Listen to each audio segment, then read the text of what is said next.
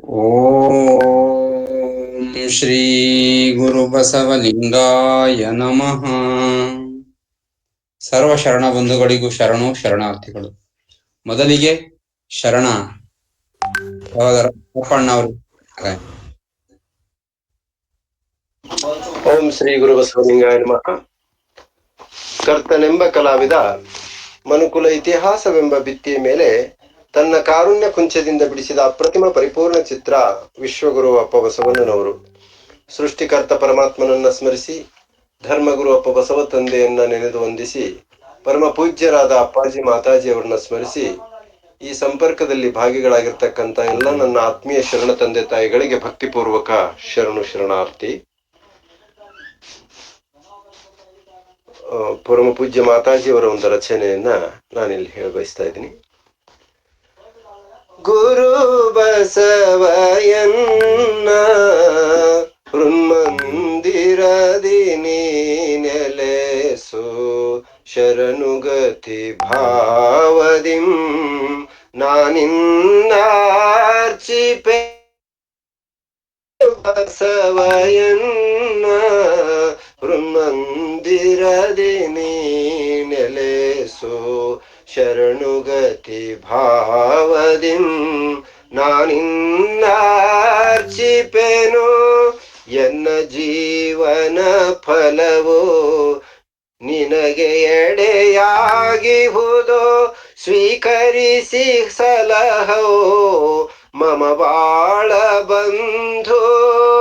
ಗುರು ಬಸವಯನ್ನ ಹೃನ್ಮಂದಿರದಿ ನೀ ನೆಲೆಸು, ಶರಣುಗತಿ ಭಾವದಿಂ ನಾನಿನ್ನಾರ್ಚಿಪೆನು. ಮಲಿನವಾಗದ ಜಲವ ತರಲಾರೆ ನಾನು, ಭಕ್ತಿಧಾರೆಯ ಹರಿಸಿ ಪಾದವನು ತೊಳೆವೆ. ಭೌತಿಕ ಬೆರಣಿಯನು ಸುಟ್ಟು ಬೂದಿಯ ಬಳಿಯೇ, ನಿಕಾಮದ ಭಸಿತ ಮನ ತುಂಬಿ ಪೂಸುವೆ. ಗುರು ಬಸವಯನ್ನ ಹೃನ್ಮಂದಿರದಿ ನೀ ನೆಲೆಸು, ಶರಣುಗತಿ ಭಾವದಿಂ ನಾನಿನ್ನಾರ್ಚಿಪೆನು. ಮೀಸಲಳಿಯದ ಕುಸುಮ ತರುವುದೆಂತೈ ತಂದೆ, ಸದ್ಭಾವ ಸುಮಗಳನ್ನು ಚರಣಕ್ಕೆ ಏರಿಸುವೆ. ಕಾನನದಿ ಬೆಳೆದೀಪ ಚಂದನದ ಲೇಪನ ಕಿಂ, ಅಂತರಂಗದ ಶಾಂತಿ ನಿನ್ನಡಿಗೆ ಲೇಪಿಸುವೆ.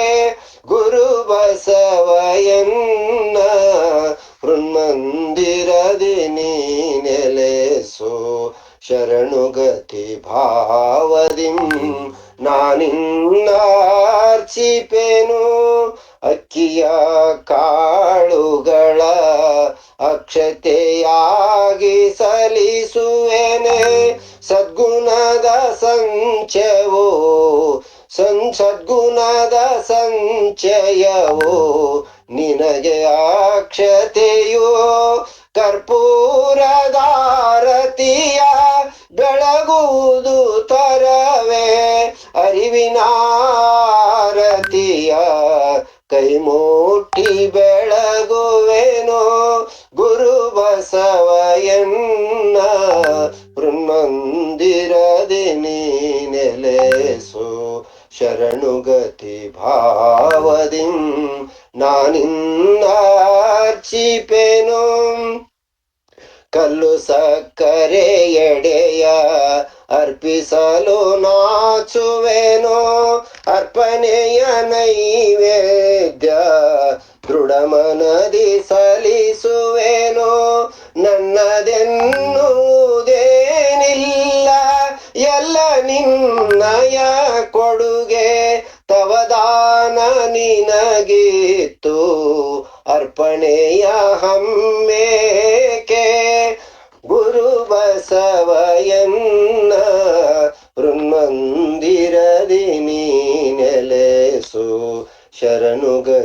ಭಾವದಿಂ ನಾನಿನ್ನಾರ್ಚಿಪೇನೋ ನೀ ನುಡಿಸುವುದೊಲು ನುಡಿವೆ ನೀನಿರಿಸಿದೊಲು ಇರುವೆ ನೀ ನುಡಿಸಿದೊಲು ನುಡಿವೆ ನೀನಿರಿಸಿದೊಲು ಇರುವೆ ನಿನ್ನ ಕೈಯೊಳಗಿರುವ ಜಂತ್ರ ಬೊಂಬೆಯು ನಾನು ಬಾಳವೈನಿಕ ನೀನು ವೀಣೆ ನಾನೆಂದರಿದು ಸಲ್ಲಿಸುವೆ ಮಮ ಬಾಳ ಸಚ್ಚಿದಾನಂದ ಕಂದ ಗುರು ಬಸವಯನ್ನ ಹೃನ್ಮಂದಿರದಿ ನೀ ನೆಲೆಸು ಶರಣುಗತಿ ಭಾವದಿಂ ನಾನಿನ್ನಾರ್ಚಿಪೆನೋ ಶರಣುಗತಿ ಭಾವದಿಂ ನಾನಿನ್ನಾರ್ಚಿಪೆನೋ ಶರಣು ಶರಣಾರ್ಥಿ. ಅನಂತ ಶರಣಾರ್ಥಿಗಳು. ಶರಣ ಬಾಳಪ್ಪಣ್ಣನವರಿಗೆ ಬಹಳ ಸಂತೋಷ ಆಯ್ತು ಈ ಹಾಡನ್ನ ಕೇಳಿ. ಮೋಸ್ಟ್ಲಿ ಇದೇ ಹಾಡ್ಮೇಲೆ ಮಾತಾಜಿ ಅವ್ರ ನಂತರ ಗುರು ಬಸವ ನಾನಿನ್ನ ಅನ್ನೋದಿನ ಗುರು ಬಸವ ನಾನಿನ್ನ ಅನುದಿನವು ಪೂಜಿಸುವೆ ಕರುಣಾಳು ಕೈ ವಿಡಿದು ಮುನ್ನಡೆಸು ನೀನು. ನೀವು ಹಾಡಿರೋ ಹಾಡನ್ನ ಈ ರೀತಿಯಾಗಿ ಮಾತಾಜಿ ಅವರು ಆಮೇಲೆ ಇಂಪ್ರೂವ್ ಮಾಡಿರ್ಬೋದೇನೋ. ಯಾಕೆಂದ್ರೆ ಈಗ ತಾವ್ ಹಾಡಿರೋ ಹಾಡು ಇದೇ ಫಸ್ಟ್ ಟೈಮ್ ಕೇಳ್ತಾ ಇದೀನಪ್ಪರೆ. ನಾನ್ ಮಾತಾಜಿ ಅವ್ರ ಬಾಯಿಂದನೂ ಕೇಳಿರ್ಲಿಲ್ಲ, ಅವರು ಎಲ್ಲೂ ಅದನ್ನ ಹಾಡಿರ್ಲಿಲ್ಲ. ನೀವು ಎಲ್ಲಿಂದ ತಗೊಂಡ್ರಿ ಅಪ್ಪರೆ ಈ ಹಾಡು? ಅದು ಯಾವ್ದು ಬುಕ್ಕಲ್ಲಿ ಇತ್ತಪ್ಪರೆ, ನಾನು ಅದನ್ನ ಬರೆದಿಟ್ಕೊಂಡಿದ್ದೆ. ತುಂಬಾ ಹಳೆ ಬುಕ್ ಅನ್ಸುತ್ತೆ. ಯಾವ್ದಾದ್ರು ಹಳೆ ಬುಕ್ ಇರ್ಬೋದೇನೋ. ಹೌದಪ್ಪರೆ, ತುಂಬಾ ಹಳೇದು. ಅದ್ರ ಮೇಲೆ ಇಂಪ್ರೂವ್ ಮಾಡಿ ಬಹಳ ಚೆನ್ನಾಗಿದೆ ಇದು ಕೂಡ. ಅವ್ರೆಲ್ಲೂ ಹಾಡಿರ್ಲಿಲ್ಲ ಮಾತಾಜಿ ಅವ್ರು, ಮುಂಚೆ ಹಾಡ್ತಿದ್ರೇನೋ ಗೊತ್ತಿಲ್ಲ. ನಂತರ ದಿನಗಳಂತೂ ನಾನು ಎಲ್ಲೂ ಕೇಳ್ಕೊಂಡಿದ್ದಾನೆ. ತುಂಬಾ ಧನ್ಯವಾದ, ಬಹಳ ಅದ್ಭುತವಾಗಿ ಹಾಡಿದ್ರಿ. ಶರಣಾರ್ಥಿ ಶರಣಾರ್ಥಿ.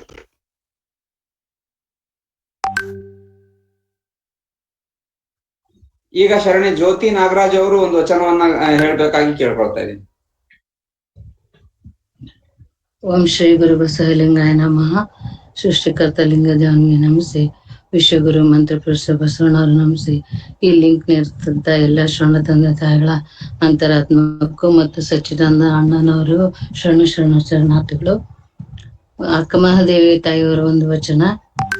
ನರ ಜನ್ಮವ ತೊಡೆದು ಹರ ಜನ್ಮವ ಮಾಡಿದ ಗುರುವೇ, ನರ ಜನ್ಮವ ತೊಡೆದು ಹರ ಜನ್ಮವ ಮಾಡಿದ ಗುರುವೇ, ಭವಬಂಧನವ ಬಿಡಿಸಿ ಭವಬಂಧನವ ಬಿಡಿಸಿ ಪರಮ ಸುಖವ ತೋರಿದ ಗುರುವೇ ಗುರುವೇ, ಭವಬಂಧನವ ಬಿಡಿಸಿ ಭವಬಂಧನವ ಬಿಡಿಸಿ ಪರಮ ಸುಖವ ತೋರಿದ ಗುರುವೇ ಗುರುವೇ, ನರ ಜನ್ಮವ ತೊಡೆದು ಹರ ಜನ್ಮವ ಮಾಡಿದ ಗುರುವೇ, ನರ ಜನ್ಮವ ತೊಡೆದು ಹರ ಜನ್ಮವ ಮಾಡಿದ ಗುರುವೇ,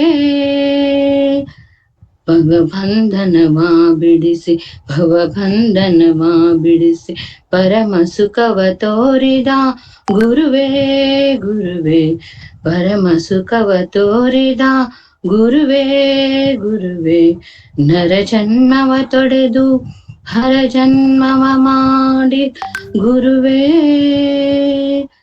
ಭವಿಯೆಂಬುದ ತೊಡೆದು ಭಕ್ತೆ ಎಂದೆನಿಸಿದ ಗುರುವೇ, ಭವಿಯೆಂಬುದ ತೊಡೆದು ಭಕ್ತೆ ಎಂದೆನಿಸಿದ ಗುರುವೇ, ಚನ್ನ ಮಲ್ಲಿಕಾರ್ಜುನನ ತಂದೆನ್ನ ಕೈವಶಕ್ಕೆ, ಚನ್ನ ಮಲ್ಲಿಕಾರ್ಜುನನ ತಂದೆನ್ನ ಕೈವಶಕ್ಕೆ ಕೊಟ್ಟ ಗುರುವೇ, ನಿಮಗೆ ನಮೋ ನಮೋ ಕೊಟ್ಟ ಗುರುವೇ, ನಿಮಗೆ ನಮೋ ನಮೋ, ನಿಮಗೆ ನಮೋ ನಮೋ, ನಿಮಗೆ ನಮೋ ನಮೋ.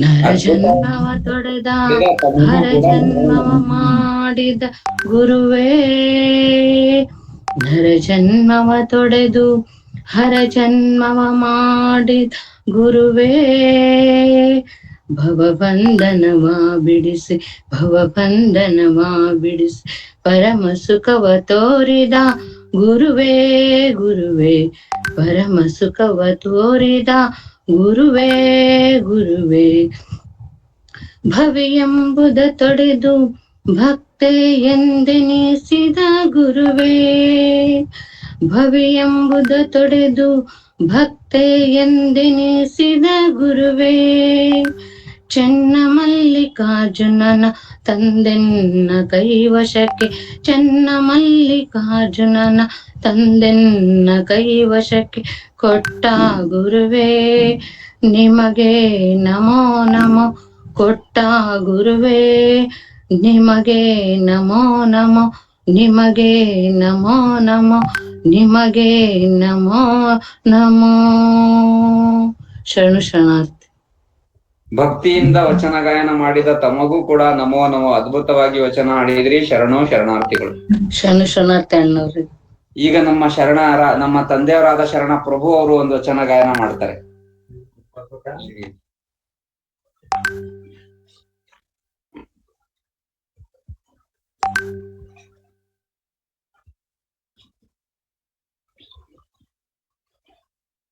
ಸರ್ವ ಶರಣರಿಗೆ ಶರಣ ಶರಣಾರ್ಥಿ. ಓಂ ಶ್ರೀ ಗುರು ಬಸವಲಿಂಗಾಯ ನಮಃ. ಸರ್ವ ಶರಣರಿಗೆ ಶರಣ ಶರಣಾರ್ಥಿ. ನಾನೊಂದು ಅಲಂಪ್ರದೇವರ ಒಂದು ವಚನವನ್ನು ಗಾಯನ ಮಾಡ್ಬೇಕಂತ ಇಚ್ಛಿಸುತ್ತೇನೆ. ಗುರು ತೋರಿಸದಲ್ಲದೆ ಕಾಣಿಸದಣ್ಣ ಸಾರಿ ಚಲ್ಲದ ಮುಕುತಿ ಮುಕುತಿ ಸಾರಿ ಚಲ್ಲದ ಮುಕುತಿ. ವೇದದ ಮೊದಲಿನ ಮೂಲವಿದು ಮೆದಿನಿಯುತ ಬಂದಿಹದು.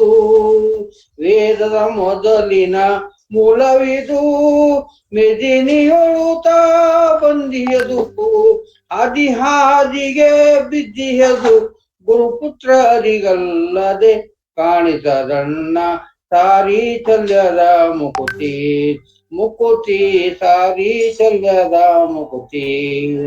ಎತ್ತ ನೋಡಲು ಪರ ಬ್ರಹ್ಮವಿದು ಸುತ್ತಮುತ್ತಲು ತುಳಿಯುವುದು. ಎತ್ತ ನೋಡಲು ವೇದದ ಮೊದಲಿನ ಮೂಲವಿದು ಮೆದಿನಿಗಳು ಬಂದಿಯದು.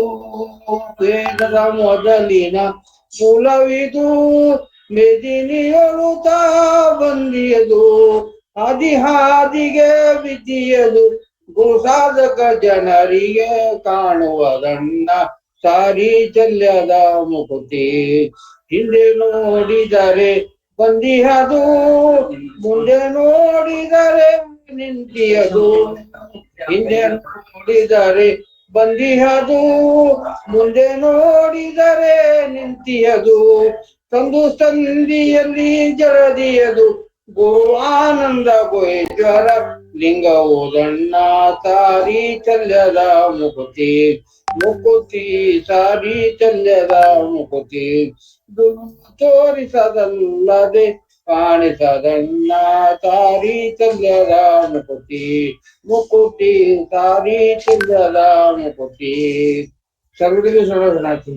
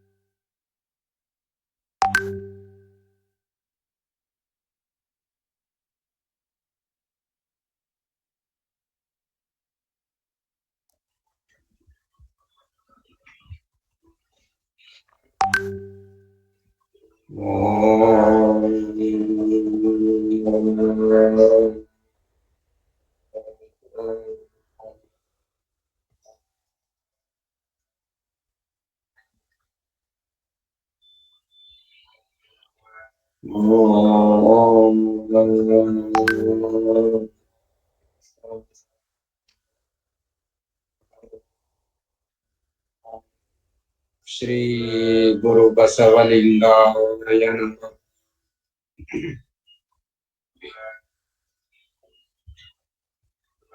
ಒಮ್ಮೆಯೂ ಶ್ರೀ ಗುರುವಿನ ಶ್ರೀ ಚರಣವ ನೆನೆದಡೆ ಭವಬಂಧನವ ಬಿಡುವುದು. ಗುರುವೇ ಶರಣು, ಗುರು ಲಿಂಗವೇ ಶರಣು, ಹರಿಬ್ರಹ್ಮಾದಿಗಳಿಗೆ ಅಗೋಚರವಾದ ಕೂಡಲ ಚನ್ನ ಸಂಗಯನೆಂಬ ಲಿಂಗವ ತೋರಿದ ಬಸವ ಗುರುವೇ ಶರಣು ಶರಣಾರ್ಥಿಗಳು. ಬಾಳಪ್ಪಣ್ಣರೇ ಸರಿಯಾಗಿ ಕೇಳಿಸ್ತಾ ಇದೆಯಾ? ಲಾಸ್ಟ್ ಟೈಮ್ ನಾನು ಇದೊಂದು ತಂಬೂರಿ ಪೆಟ್ಟಿಗೆ ಆನ್ ಮಾಡಿದೀನಿ, ಒಂದ್ಸಲ ಕೇಳಿಸ್ತಾ ಇರ್ಲಿಲ್ಲ, ಇವಾಗ ಕೇಳಿಸ್ತಾ ಇದೆಯಾ ನೋಡಿ ಸ್ವಲ್ಪ? ಕೇಳ್ತೈತೆ ಪರಿ.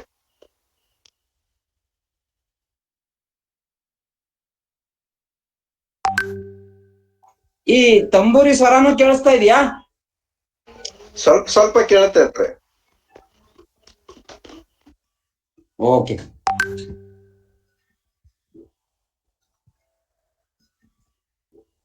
ಒಮ್ಮೆಯೂ ಶ್ರೀ ಗುರುವಿನ ಶ್ರೀ ಚರಣವ ನೆನೆದಡೆ ಭವಬಂಧನವ ಬಿಡುವುದು. ಗುರುವೇ ಶರಣು, ಗುರುಲಿಂಗವೇ ಶರಣು, ಹರಿ ಬ್ರಹ್ಮಾದಿಗಳಿಗೆ ಅಗೋಚರವಾದ ಕೂಡಲ ಚನ್ನ ಸಂಗಯನೆಂಬ ಲಿಂಗವ ತೋರಿದ ಬಸವ ಗುರುವೇ ಶರಣು ಶರಣಾರ್ಥಿ. ಸೃಷ್ಟಿಕರ್ತ ಪರಮಪ್ರಭು ಲಿಂಗದೇವರನ್ನು, ಧರ್ಮಪಿತ ಮಂತ್ರಪುರುಷ ಶರಣಾಗತ ರಕ್ಷಕ ವಜ್ರಪಂಜರ ಗುರು ಬಸವ ತಂದೆಯನ್ನು ಕುಂಬಲದಲ್ಲಿ ನೆನೆದು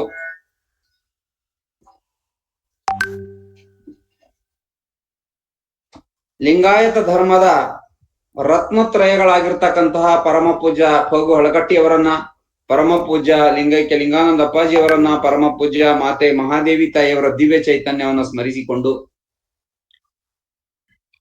ಇಂದಿನ ಶಿವವಾರ ಸೋಮವಾರ ನಾವೆಲ್ಲರೂ ಕೂಡ ಈ ಹಿಂದೆ ಬಸವ ಜ್ಯೋತಿ ಕಾರ್ಯಕ್ರಮಗಳನ್ನೆಲ್ಲ ನಡೆಸ್ಕೊಂಡು ಹೋಗ್ತಿದ್ವಿ. ಕಾಲೇಜ್ ದಿನಗಳಿರೋ ಪ್ರತಿ ಸೋಮವಾರ, ಪ್ರತಿ ಭಾನುವಾರ ಬಂದ್ರೆ ಒಂದು ರೀತಿ ಸಾಮೂಹಿಕ ಪ್ರಾರ್ಥನೆಯ ಹಬ್ಬ.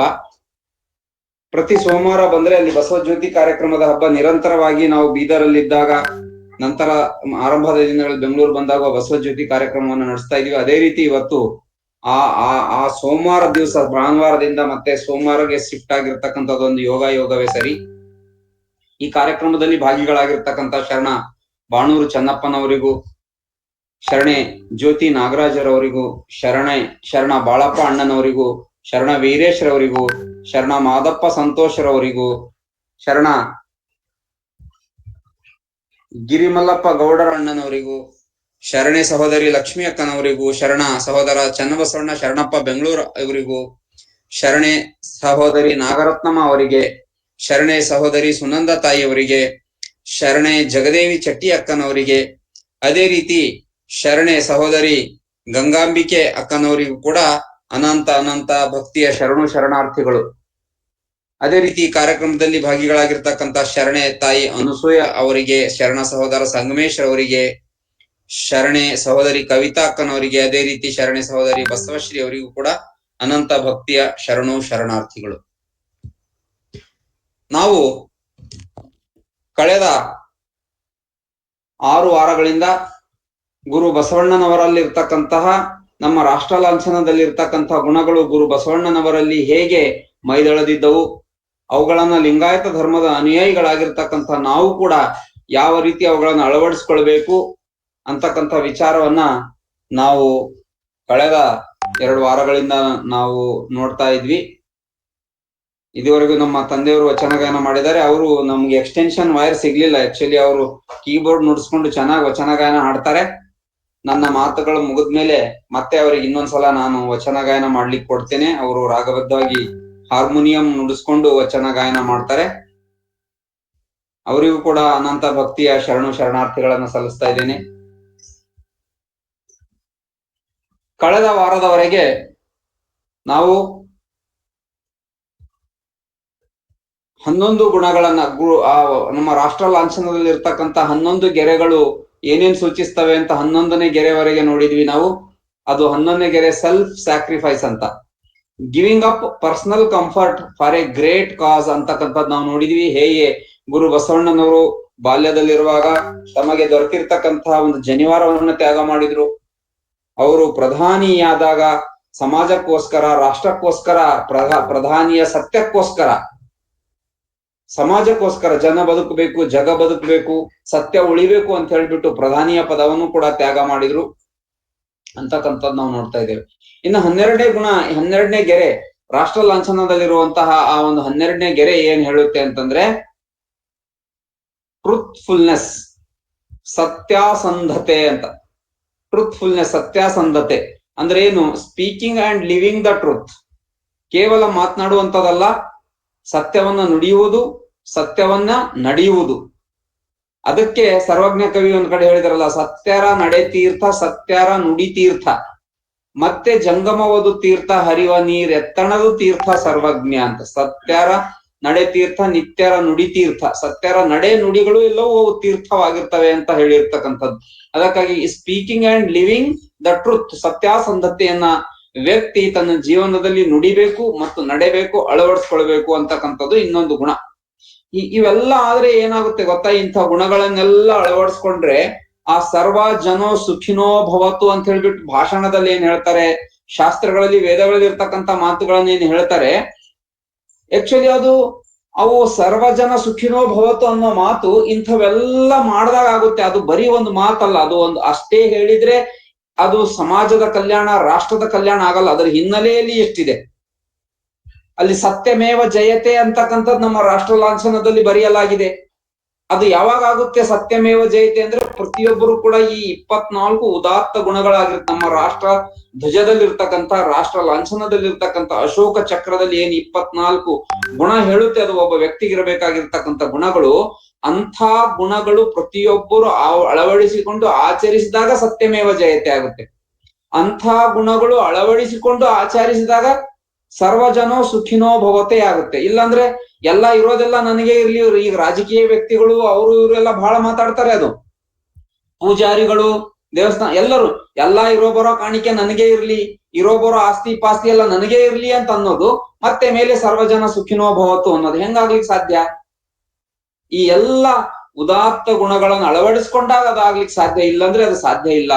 ಗುರು ಬಸವಣ್ಣನವರ ವಚನ, ಜಂಬುದ್ವೀಪ ನವಖಂಡ ಪೃಥ್ವಿಯೊಳಗೆ ಕೇಳಿರಯ್ಯ ಎರಡಾಳಿನ ಭಾಷೆಯ, ಕೊಲುವೆನೆಂಬ ಭಾಷೆ ದೇವನದು, ಗೆಲುವೆನೆಂಬ ಭಾಷೆ ಭಕ್ತನದು, ಸತ್ಯವೆಂಬ ಕೂರಲಗನೆ ತಳೆದುಕೊಂಡು ಸದ್ಭಕ್ತರು ಗೆದ್ದರು ಕಾಣ ಲಿಂಗದೇವ.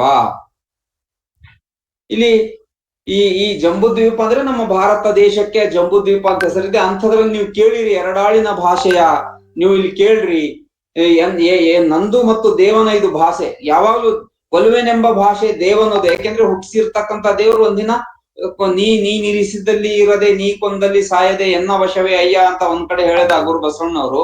ಅದಕ್ಕಾಗಿ ಇಲ್ಲಿ ಕೊಲುವೆನೆಂಬ ಭಾಷೆ ದೇವನದು ಯಾವಾಗ ಆಗ್ತದೆ? ಕೊಲುವೆನೆಂಬ ಭಾಷೆ, ಯಾವ ವ್ಯಕ್ತಿ ತಪ್ಪು ಮಾಡ್ತಾನೋ, ಯಾವ ವ್ಯಕ್ತಿ ಕೆಟ್ಟದ್ ಮಾಡ್ತಾನೋ ಅಂತ ವ್ಯಕ್ತಿಗೆ ಒಂಥರ ಕೊಲುವೆನೆಂಬ ಭಾಷೆ ದೇವನದಾದರೆ, ಎಲ್ಲರೂ ಒಂದು ರೀತಿ ಸಾಯ್ಲೇಬೇಕು ಜಗತ್ತಿನಾದ್ರೆ ಸಮಯ ಸಂದರ್ಭ, ಸುಪ್ರಭಾತ ಸಮಯದಲ್ಲಿ ಅರ್ತಿಯಲ್ಲಿ ಲಿಂಗವ ನೆನೆದರೆ ತಪ್ಪುವವು ಅಪಮೃತ್ಯು ಕಾಲ ಕರ್ಮಗಳಯ ಅಂದಂಗೆ, ಅಪಮೃತ್ಯು ಅಂತಕ್ಕಂಥದ್ದಾದ್ರೂ ತಪ್ಪಿಸ್ಕೋಬೇಕು ಅಂದ್ರೆ ಅಲ್ಲಿ ಸತ್ಯ, ಕೊಲುವೆನೆಂಬ ಭಾಷೆ ದೇವನದು, ಗೆಲುವೆನೆಂಬ ಭಾಷೆ ಭಕ್ತನದು, ಸತ್ಯವೆಂಬ ಕೂರ್ಲಗನೆ ತಳೆದುಕೊಂಡು ಸದ್ಭಕ್ತರು ಗೆದ್ದರು ಕಾಣ ಲಿಂಗದೇವ. ಸದ್ಭಕ್ತರು, ಶರಣರು ಯಾವಾಗ ಗೆಲ್ಲಿಕ್ ಸಾಧ್ಯ ಇದೆ ಅಂದ್ರೆ ಪರಮಾತ್ಮ ಅವರನ್ನು ಯಾವಾಗ ಮೆಚ್ಕೊಳ್ಳಿಕ್ ಸಾಧ್ಯ ಇದೆ? ಅವರಲ್ಲಿ ಸತ್ಯ ಮತ್ತು ಸತ್ಯಾಸಂಧತೆ ಅಂತಕ್ಕಂಥದ್ದು ಅಳವಡಿಸ್ಕೊಂಡಾಗ ಆ ಭಕ್ತನ ಗೆಲುವಾಗುತ್ತೆ ಅಂತಕ್ಕಂಥದ್ದು ನಾವು ನೋಡ್ತಾ ಇದ್ದೇವೆ. ನಮ್ಮ ಷಣ್ಮುಖ ಶಿವಯೋಗಿಗಳು ಕೂಡ ಅವ್ರು ಹೇಳ್ತಾರೆ ಒಂದು ವಚನದಲ್ಲಿ, ಸತ್ಯ ವಚನವ ನುಡಿವಾತನೇ ಸದ್ಭಕ್ತನು, ಸದಾಚಾರದಲ್ಲಿ ನಡೆವಾತನೇ ಸದ್ಭಕ್ತನು, ತತ್ಯ ಮಿಥ್ಯ ರಾಗದ್ವೇಷವ ನಳಿದಾತನೇ ಸದ್ಭಕ್ತನಯ್ಯ ಅಖಂಡೇಶ್ವರ. ಈ ರೀತಿ ನಾವು ಸತ್ಯವನ್ನ ನುಡಿಬೇಕು, ಸತ್ಯವನ್ನ ನಡೆಯಬೇಕು. ಅದೇ ಹೇಳಿದ್ನಲ್ಲ ಆಗ್ಲೇ, ಜೊತೆಗೆ ಸತ್ಯದ ಒಂದು ಪಕ್ಷ, ಸತ್ಯದ ಪಕ್ಷವನ್ನ ಸದಾಚಾರ ಏನು ಗುರು ಬಸವಣ್ಣವರು ಒಂದು ವಚನ, ಲಾಂಛನ ಪಕ್ಷವ ಕಂಡು ಸದಾಚಾರವ ನಾಡದವರಿಗೆ ಇಹದೊಳು ಸುಖದಿಲ್ಲ, ಪರದೊಳು ಗತಿ ಇಲ್ಲ, ಮಣ್ಣೆತ್ತಾದಡು ತನ್ನೆತ್ತು ಗೆಲ್ಲಬೇಕೆಂಬುದ ಕೊಲಿವ ನಮ್ಮ ಲಿಂಗದೇವ ಅಂತ ಒಂದು ಗುರು ಬಸವಣ್ಣ ವಚನ ಇದೆ. ಸದಾಚಾರವ ಕಂಡು ಲಾಂಛನ ಪಕ್ಷವ ನಾಡದವರಿಗೆ ಅಂದ್ರೆ ಎಲ್ಲಿ ಸತ್ಯ ಇರುತ್ತೆ, ಸತ್ಯ ಅಂತಕ್ಕಂಥ ಸತ್ಯ ಅಂತ ಹೇಳ್ಬೇಕು. ಆ ಸತ್ಯದ ಜೊತೆ ನಾವು ಮತ್ತೆ ಬೆನ್ನೆಲುಬಾಗಿ ನಿಲ್ಬೇಕು, ಸತ್ಯದ ಜೊತೆ ನಿಲ್ಬೇಕು. ಅದನ್ನೇ ಆ ಗುರು ಬಸವಣ್ಣ ಸತ್ಯವೆಂಬ ಕೂರ್ಲಗನೆ ತಳೆದುಕೊಂಡು ಅಂತಕ್ಕಂಥ ಮಾತನ್ನಲ್ಲಿ ಹೇಳಿದರು. ಸತ್ಯದ ಜೊತೆ ನಿಲ್ಲುವಂತಹ ಒಂದು, ಇಲ್ಲಾಂದ್ರೆ ಅದೇ 2 ವಾರದಿಂದ ನಾನು ಹೇಳಿದ್ನಲ್ಲ ಒಬ್ಬ ರಾಜನ ಕತೆ. ಆ ರೀತಿ ಆಗುತ್ತೆ. ಯಾರೊಬ್ರು ಸರಿ ಇಲ್ಲ ಅಂತಂತಂದ್ರೆ ಅದು ಹಂಗೆ ಮುಂದುವರಿತಾನೆ ಹೋಗುತ್ತೆ, ತಪ್ಪು ಅಂತಕ್ಕಂಥದ್ದು ಮುಂದುವರಿತಾನೆ ಹೋಗುತ್ತೆ. ಈಗ ಸತ್ಯದ ಜೊತೆ ಕೆಲವ್ರು ನಿಂತು ಮಿಥ್ಯದ ಜೊತೆ ಕೆಲವ್ರು ನಿಂತಾಗ ಏನಾಗುತ್ತೆ, ಆ ಮಿಥ್ಯವನ್ನ ಹೊಂದಿರ್ತಕ್ಕಂಥವ್ರು ಏನ್ ಮಾಡ್ತಾರೆ, ಇಷ್ಟ್ ಜನ ಆದ್ರೂ ನನ್ ಜೊತೆ ಇದಾರಲ್ಲ, ಇನ್ನು ಸತ್ಯವಂತರು ಹೋದ್ರೆ ಹೋಗ್ಲಿ ಅಂತಕ್ಕಂಥದ್ದು ಅವ್ರ ಬಲ್ಲ ಆತ್ಮಬಲ ಹೆಚ್ಚಿಗೆ ಆಗ್ತಾ ಹೋಗುತ್ತೆ. ತಪ್ಪು ಮಾಡಿದ್ರು ಕೂಡ ಆತ್ಮಬಲ ಹೆಚ್ಚಿಗೆ ಆಗುತ್ತೆ. ಯಾಕೆಂದ್ರೆ ಇಷ್ಟ ಜನ ನನ್ನನ್ನ ಇದು ಯಾರು ಬೆತ್ತಲೆ ಇದೆಯಾ ಅಂತ ಯಾರು ಹೇಳ್ತಾ ಇಲ್ವಲ್ಲ, ಬಟ್ಟೆ ತೊಟ್ಟಿಲ್ಲ ಅಂದ್ರೂ ಬೆತ್ತಲೆ ಇಲ್ಲ ಅಂತ ಯಾರು ಹೇಳಿಲ್ವಲ್ಲ, ಅದಕ್ಕಾಗಿ ಇನ್ನೂ ನನ್ ಮೇಲೆ ಬಟ್ಟೆ ಇದೆ ಅಂತಕ್ಕಂಥ ಭಾವನೆಯಲ್ಲಿ ಆ ರಾಜ ಹೆಂಗಿದ್ನೋ ಆ ರೀತಿ ಮಿಥ್ಯದ ಜೊತೆ ಬದುಕುವಂಥವ್ರು ಇರ್ತಾರೆ. ಅದಕ್ಕೋಸ್ಕರ ನಾವು ಸತ್ಯವನ್ನು ಸತ್ಯ ಅಂತ ಎನ್ಬೇಕು, ಸದಾಚಾರ ಮತ್ತೆ ಸದಾಚಾರದ ಪಕ್ಷ ಸತ್ಯ ಪಕ್ಷದ ಜೊತೆ ನಾವ್ ಯಾವತ್ತಾದ್ರೂ ಇರ್ಬೇಕು. ಅದು ಕೊನೆಯ ಒಂದು ವಚನ ಹೇಳ್ತಾರೆ, ಮಣ್ಣೆತ್ತಾದಡು ತನ್ನೆತ್ತು ಗೆಲ್ಲಬೇಕೆಂಬುದ ಕೊಲಿವ ನಮ್ಮ ಲಿಂಗದೇವ. ಇದು ಬಹಳ ಬಹಳ ಶ್ರೇಷ್ಠ. ಇದು ಒಂದು ಕುಟುಂಬ ಆಗಿರ್ಬೋದು ಅಥವಾ ಒಂದು ಸ್ಪರ್ಧೆ ಮಾಡ್ತಕ್ಕಂಥವ್ರು ಆಗಿರ್ಬೋದು, ಎಲ್ಲಾ ಜೀವನದ ಎಲ್ಲಾ ಸಂದರ್ಭಗಳಲ್ಲಿ ಈ ವಚನ ಅಪ್ಲೈ ಆಗುತ್ತೆ. ಈ ಒಂದು ಕುಟುಂಬ ಇರುತ್ತೆ, ಕುಟುಂಬದಲ್ಲಿ ಗಂಡ ಹೆಂಡತಿ ಮಕ್ಕಳು ಅವರಿಗೆಲ್ಲ ಏನಿರ್ಬೇಕು, ತನ್ನ ಭಾವನೆ ಅಂತಂದ್ರೆ ತನ್ನ ಗಂಡನ ಬಗ್ಗೆ, ತನ್ನ ಹೆಂಡತಿಯ ಬಗ್ಗೆ, ತನ್ನ ಮಕ್ಕಳ ಬಗ್ಗೆ ಒಂದು ಅಭಿಮಾನ, ಅವ್ರು ಶ್ರೇಷ್ಠ, ಅವ್ರು ಒಳ್ಳೆಯವರು ಅಂತಕ್ಕಂಥ ಭಾವನೆ ಇರ್ಬೇಕು. ಮತ್ತು ಅವ್ರನ್ನ ಒಳ್ಳೆ ಪಥದಲ್ಲಿ ಕೂಡ ನಡೆಸ್ಬೇಕು. ಇನ್ನ ಒಂದು ಆಟ ಕ್ರೀಡೆ ಇವೆಲ್ಲ ಬಂದಾಗ ಮಣ್ಣಿನ ಎತ್ತು, ಮಣ್ಣಿನಿಂದ ಮಾಡಿರ್ತಕ್ಕಂಥ ಎತ್ತಾದ್ರೂ ಕೂಡ ನನ್ನ ಎತ್ತನ್ನ ನಾನ್ ಗೆಲ್ಲಿಸ್ಬೇಕು ಅಂತಕ್ಕಂಥ ಭಾವನೆ ಇರ್ಬೇಕಂತೆ ಪ್ರತಿಯೊಬ್ಬನಲ್ಲಿ. ನಾನ್ ಗೆಲ್ಲಬೇಕು, ನನ್ನ ಎತ್ತನ್ನ ಗೆಲ್ಲಿಸ್ಬೇಕು ಅಂತಕ್ಕಂಥದ್ದು. ಅದು ಯಾವಾಗಿರುತ್ತೆ, ನಾವು ಸದಾಚಾರ ಪಕ್ಷದಲ್ಲಿ ಇರಬೇಕು ಅಂತ ಗುರು ಬಸವಣ್ಣರು ಹೇಳ್ತಾರೆ. ಅದಕ್ಕಾಗಿ ಪ್ರತಿಯೊಬ್ಬರು ಅಂತ ಸತ್ಯಾಸಂಧತೆಯನ್ನ ನಾವು ಅಳವಡಿಸ್ಕೊಳ್ಬೇಕು ಅಂತಕ್ಕಂಥದ್ದು. ಇನ್ನು 13ನೇ ಗುಣ ಏನಿದೆ ಅಂತಂದ್ರೆ ರೈಟಿಯಸ್ನೆಸ್ ಅಂದ್ರೆ ಅದು ಸದಾಚಾರ. ಇದು ಮೇಲಿನ 12ನೇ ಗುಣ ಒಂದು ಸತ್ಯಾಸಂಧತೆ. 13ನೇ ಗುಣ ರೈಟಿಯಸ್ನೆಸ್ ಅಂದ್ರೆ ಸದಾಚಾರ, following the path of the duty and morality ಅಂತ. ಸದಾಚಾರ ಅಂದ್ರೆ ಏನು, following the path of duty and morality. ಕಾಯಕವೇ ಕೈಲಾಸ ದಾಸೋಹವೇ ದೇವಧಾಮ ಅನ್ನುವ ಏನ್ ತತ್ವ ಇದೆ ಅಲ್ಲ, ಅದು ಸದಾಚಾರ ತತ್ವವನ್ನು ಹೇಳ್ತದೆ. ಅದಕ್ಕಾಗದು ಇಲ್ಲ ಅಂದ್ರೆ ಏನಾಗುತ್ತೆ, ಒಂದೊಂದ್ ವೇಳೆ ವ್ಯಕ್ತಿ ಎಲ್ಲಾ ಅಳವಡಿಸ್ಕೊಂಡು ಎಲ್ಲಾ ಪೂಜೆ ಧ್ಯಾನ ಪ್ರಾರ್ಥನೆ ಎಲ್ಲವನ್ನ ಮಾಡಿ ಒಂದ್ ವೇಳೆ ಸದಾಚಾರವನ್ನು ಅಳವಡಿಸ್ಕೊಂಡಿಲ್ಲ ಅಂದ್ರೆ ಏನಾಗುತ್ತೆ, ಸದಾಚಾರ ಸದ್ಭಕ್ತಿ ಇಲ್ಲದವರ ನೊಲ್ಲನಯ್ಯ, ಅವರ ಆರಾಧನೆ ದಂಡ, ನಿತ್ಯ ಪ್ರಾಯಶ್ಚಿತರನ್ನು ವಲ್ಲ ಲಿಂಗದೇವ ಭೂಮಿ ಭಾರಕರ. ಏನಾಗುತ್ತೆ, ನಿತ್ಯ ಸದಾಚಾರ ಸದ್ಭಕ್ತಿ ಇವು ಎರಡು ಬಹಳ ಮುಖ್ಯ. ಮತ್ತೆ ಭಕ್ತಿ ಅಂತಕ್ಕಂಥ ಸದಾಚಾರ ಮತ್ತು ಸದ್ಭಕ್ತಿ ಒಟ್ಟೊಟ್ಟಿಗೆ ಇರ್ಬೇಕು. ಒಬ್ಬ ವ್ಯಕ್ತಿ ಭಕ್ತಿ ಮಾಡಿಲ್ಲ ಅಂತಂದ್ರೆ ಏನಾಗುತ್ತೆ ಗೊತ್ತಾ, ಅವನಲ್ಲಿ ಬಹಳ ಅಹಂಕಾರ ಅಂತಕ್ಕಂಥದ್ದು ಬರ್ಲಿಕ್ಕೆ ಶುರು ಆಗುತ್ತೆ. ಬರೀ ಜ್ಞಾನ ಒಂದು ಗಳಿಸ್ಕೊಂಡ್ರೆ ಸಾಧ್ಯ ಇಲ್ಲ, ಅದು ಬರೀ ಒಂದು ಆಚರಣೆ ಇದ್ರೂ ಸಾಧ್ಯ ಇಲ್ಲ, ಯಾವುದೋ ಒಂದು ಆಚರಣೆ ಮಾಡ್ಕೊಂಡಿದ್ರು ಒಳ್ಳೇದಲ್ಲ ಅದು.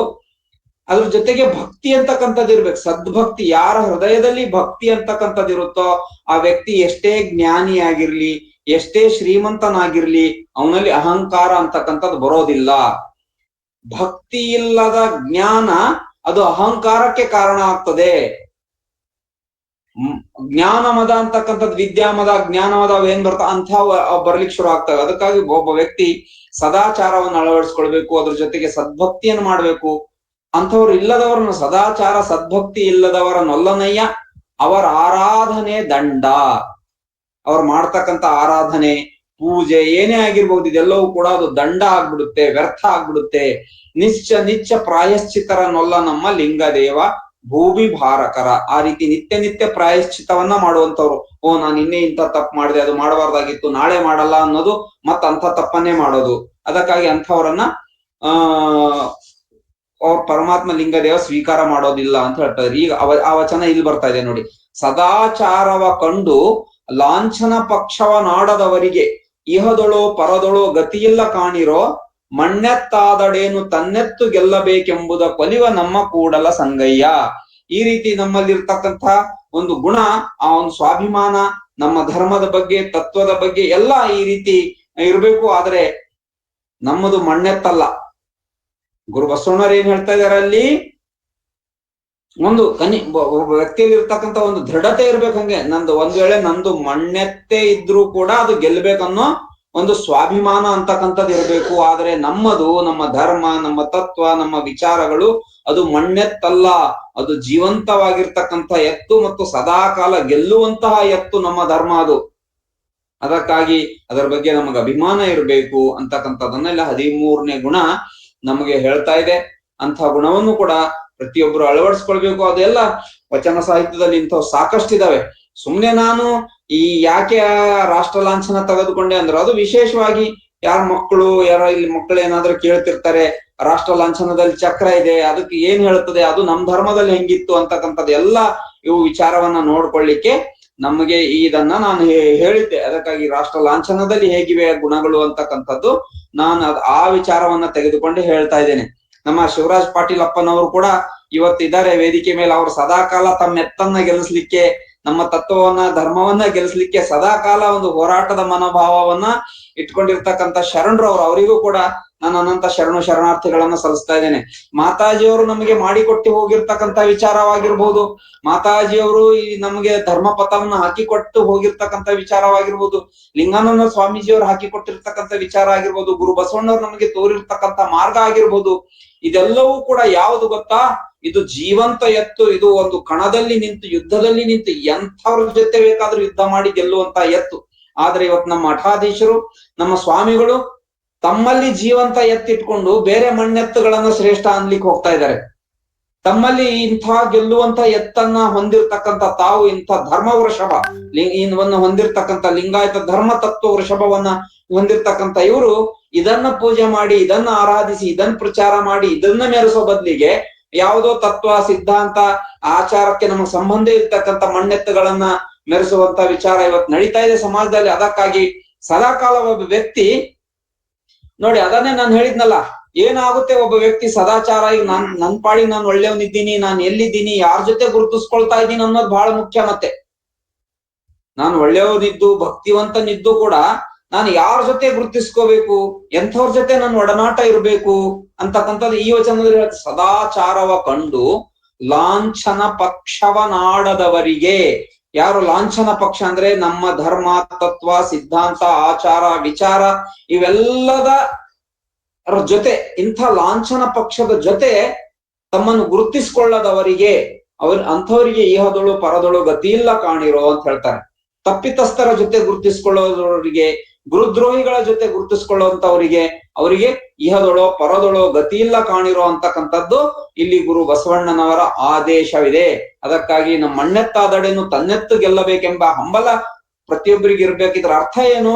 ಅಂಥದ್ದು ಅಷ್ಟು ಒಬ್ಬ ಮಣ್ಣಿನ ಎತ್ತಿ ಇತ್ಕೊಂಡಿರೋ ವ್ಯಕ್ತಿಗೆ ಅಷ್ಟು ಸ್ವಾಭಿಮಾನ ಇರ್ಬೇಕು, ನನ್ನ ಎತ್ತಿ ಗೆಲ್ಲಿಸ್ಬೇಕಂತ. ಆದರೆ ನಾವು ನಮ್ಮ ಲಿಂಗಾಯತ ಧರ್ಮ ವೃಷಭ ಏನಿದೆ, ಇದು ಜೀವಂತ ಎತ್ತು, ಸದಾಕಾಲ ಜೀವಂತ ಶಕ್ತಿಶಾಲಿಯಾಗಿರ್ತಕ್ಕಂಥ ಎತ್ತು. ಇಂಥದನ್ನ ಇಟ್ಕೊಂಡಿರ್ತಕ್ಕಂಥ ನಮಗೆ ಎಷ್ಟು ಸ್ವಾಭಿಮಾನ ಇರಬೇಕು ಅಂತಕ್ಕಂಥದ್ದು ಇದು ಗುರು ಬಸವಣ್ಣವ್ರು ಹೇಳುವಂತ ವಿಚಾರ ಆಗಿದೆ. ಇನ್ನು 14ನೇ ಗುಣ ಏನ್ ಹೇಳುತ್ತೆ? Justice, fairness and equality for all. Justice and fairness and equality for, ಎಲ್ಲರಿಗೂ ಕೂಡ ಸರಿ ಸಮಾನವಾಗಿ ಕಾಣ್ಬೇಕು ಅಂತಕ್ಕಂಥದ್ದು, ಎಲ್ಲರನ್ನ ಸರಿ ಸಮಾನವಾಗಿ. ಒಂದು ಒಬ್ಬರದ್ದು ವಚನ ಇದೆ, ಯಾವ ಶರಣರದು ಅಂತಕ್ಕಂಥದ್ದು ವಚನಾಂಕಿತ ಹೇಳಿದಾಗ ನೆನಪಾಗ್ಬೋದು ಇವಾಗ ನನಗೆ. ಅಮೃತವು ಸರ್ವರಿಗೂ ಅಮೃತವಾಗಿಪ್ಪುದು, ಎಂತೆಯೇ ಅಂತೂ ಗುರು ಸರ್ವರಿಗೂ ಶ್ರೀ ಗುರುವಾಗಿರಬೇಕು ಕಾಣ ಉರಿಲಿಂಗ ಪೆದ್ದಿ ಪ್ರಿಯ ವಿಶ್ವೇಶ್ವರ. ಇದು ಉರಿಲಿಂಗ ದೇವರ ವಚನ, ಉರಿಲಿಂಗ ಪೆದ್ದಿಗಳ ವಚನ. ಇದು ಏನ್ ಹೇಳ್ತಾರೆ? ಅಮೃತ ಯಾರೇ ಕುಡಿಲಿ. ತಾವೆಲ್ಲರೂ ಈ ಕಥೆಗಳನ್ನ ಕೇಳಿರ್ಬೋದು. ಯಾವಾಗೋ ಸಮುದ್ರ ಮಂಥನ ಸಮಯದಲ್ಲಿ ಅಮೃತ ಬಂತು. ಅಮೃತ ಬಂದಾಗ ಬೇರೆ ಬೇರೆ ವಸ್ತುಗಳು ಬಂದು, ಬೇರೆ ಬೇರೆ ವಸ್ತುಗಳು ಬಂದಾಗ ಅವು ನನಗ್ ಬೇಡ ನಿನಗ್ ಬೇಡ ಅಂತೆಲ್ಲ ಅಂತಂದ್ರು. ಯಾವಾಗ ಅಮೃತ ಬೇಕು ಅಂತಕ್ಕಂಥದ್ದು ಬಂದಾಗ ನನಗ್ ಬೇಕು ನಿನಗ್ ಬೇಕಂತ ಎಲ್ಲರೂ ಅದಕ್ಕೆ ಮುಗಿಬಿದ್ರು ಅಂತಕ್ಕಂಥ ಒಂದ್ ಕಥೆ ಬರುತ್ತೆ ಸಮುದ್ರ ಮಂಥನ ಟೈಮಲ್ಲಿ. ಆವಾಗ ಹಿಂಗ್ ಯಾರೋ ಆಯ್ತು, ಆ ರೀತಿ ಮಾಡೋದ್ ಬೇಡ, ಎಲ್ಲರಿಗೂ ಹಂಚೋಣ ಅಂತ ಲೈನಲ್ಲಿ ಕೂರ್ಸಿದ್ರಂತೆ. ಲೈನಲ್ಲಿ ಕೂರ್ಸಿದಾಗ ಅದರಲ್ಲಿ ಯಾರೋ ಒಬ್ಬ ರಾಕ್ಷಸನು ಬಂದ್ ಕುಂತಿದ್ದ. ರಾಕ್ಷಸ ಬಂದ್ ಕುಂತಾಗ ಅವನು ಅವನನ್ನು ಗುರುತಿಸುವಷ್ಟರಲ್ಲಿ ಅವನು ಕುಡಿದು ಬಿಟ್ಟು ನನ್ಗೆ ಕರೆಕ್ಟ್ ಆಗಿ ಗೊತ್ತಿಲ್ಲ. ಇಲ್ಲಿ ತಮಗೆಲ್ಲರಿಗೂ ಬೇರೆಯವ್ರಿಗೆ ಗೊತ್ತಿರುತ್ತೆ ಈ ಕತೆ, ನನ್ಗೆ ಸ್ವಲ್ಪ ಗೊತ್ತಿದೆ. ಅವನು ಕೂತ್ಬಿಟ್ನಂತೆ ಲೈನಲ್ಲಿ. ಅದಕ್ಕಾಗಿ ಯಾರಿಗೋ ಅವನನ್ನು ಗುರುತಿಸುವಷ್ಟ್ರಲ್ಲಿ ಅವನು ಆಲ್ರೆಡಿ ಅಮೃತ ಕುಡಿದ್ಬಿಟ್ಟಿದ್ನಂತೆ. ಕುಡಿದ್ಬಿಟ್ಟಿದ ತಕ್ಷಣ ಅದಕ್ಕಾಗಿ ಅವನ ಹತ್ರ ಹೋಗಿ ಯಾರೋ ಇವನು ರಾಕ್ಷಸನು ಅಮೃತ ಕುಡಿದಿದ್ದಾನೆ ಅಂತ ಯಾರೋ ವಿಷ್ಣುನೋ ಯಾರೋ ಖಡ್ಗದಿಂದ ಅವನನ್ನು ಕತ್ತರಿಸಿದ್ರೆ ಅವನ ದೇಹ 2 ಭಾಗ ಆಯ್ತು. ಅದೇ ರಾಹು ಮತ್ತು ಕೇತು ಆಯ್ತು ಅಂತ ಹೇಳ್ತಾರೆ. ರಾಹು ಕೇತು ಅವು ಇನ್ನು ಶಾಶ್ವತ, ಅವು ಕೂಡ ರಾಹು ಕೇತುಗಳು ಕೂಡ ಶಾಶ್ವತ. ಅದಕ್ಕಾಗಿ ಅಮೃತ ಕುಡಿದವ್ರು ಯಾರೇ ಇರ್ಲಿ ಅವರು ಏನಾಗುತ್ತಾರೆ, ಅವರು ರಾಕ್ಷಸರೇ ಇರ್ಲಿ, ದೇವತೆಗಳೇ ಇರ್ಲಿ, ಮನುಷ್ಯರುಗಳಿರ್ಲಿ, ಪ್ರಾಣಿಗಳಿರ್ಲಿ, ಯಾರೇ ಇರ್ಲಿ ಏನಾಗ್ತಾರೆ, ಅವರು ಅಮೃತ ಕುಡಿದವರು ನಾಶ ಆಗೋದಿಲ್ಲ. ಅವರಿಗೆ ಏನಂತಾರೆ, ನಿತ್ಯತ್ವವನ್ನ ಪಡೆದುಕೊಳ್ತಾರೆ ಅಮೃತವನ್ನ ಕುಡಿದಿರ್ತಕ್ಕಂಥವ್ರು. ಅದಕ್ಕಾಗಿ ಅಮೃತವು ಸರ್ವರಿಗೂ ಅಮೃತವಾಗಿರ್ಪುದು ಎಂತು ಅಂತೆ. ಅಮೃತವು ಕೆಲವರಿಗೆ ಅಮೃತವಾಗಿ ಕೆಲವರಿಗೆ ವಿಷವಾಗದು ನೋಡ ಎಂತು ಅಂತೆ. ಶ್ರೀ ಗುರು ಸರ್ವರಿಗೂ ಶ್ರೀ ಗುರುವಾಗಿರಬೇಕು ಕಾಣ ಉರಿಲಿಂಗ ಪೆದ್ದಿ ಪ್ರಿಯ ವಿಶ್ವೇಶ್ವರ. ಒಬ್ಬ ಸಮಾಜದ ಪ್ರತಿನಿಧಿಯಾಗಿರ್ತಕ್ಕಂಥವ್ರು, ಒಂದು ಧರ್ಮ ಬೋಧೆಯನ್ನ ಮಾಡುವಂತಹವರು, ಬಸವ ಮಂಟಪಗಳು, ಇವೆಲ್ಲ ಏನ್ ಈ ಸಾಮಾಜಿಕ ಸಂಸ್ಥೆಗಳು, ಇವೆಲ್ಲ ಏನ್ ಗೊತ್ತಾ, ಎಲ್ಲರಿಗೂ ಸರಿ ಸಮಾನವಾಗಿ ಕಾಣಬೇಕು, ರಾಗ ದ್ವೇಷ ರಹಿತವಾಗಿರ್ಬೇಕು. ಕೆಲವರನ್ನು ಕಂಡ್ರೆ ರಾಗ, ಕೆಲವರನ್ನ ಕಂಡ್ರೆ ದ್ವೇಷ, ಈ ರೀತಿ ಇರಬಾರದು ಒಂದು ಸಂಸ್ಥೆ.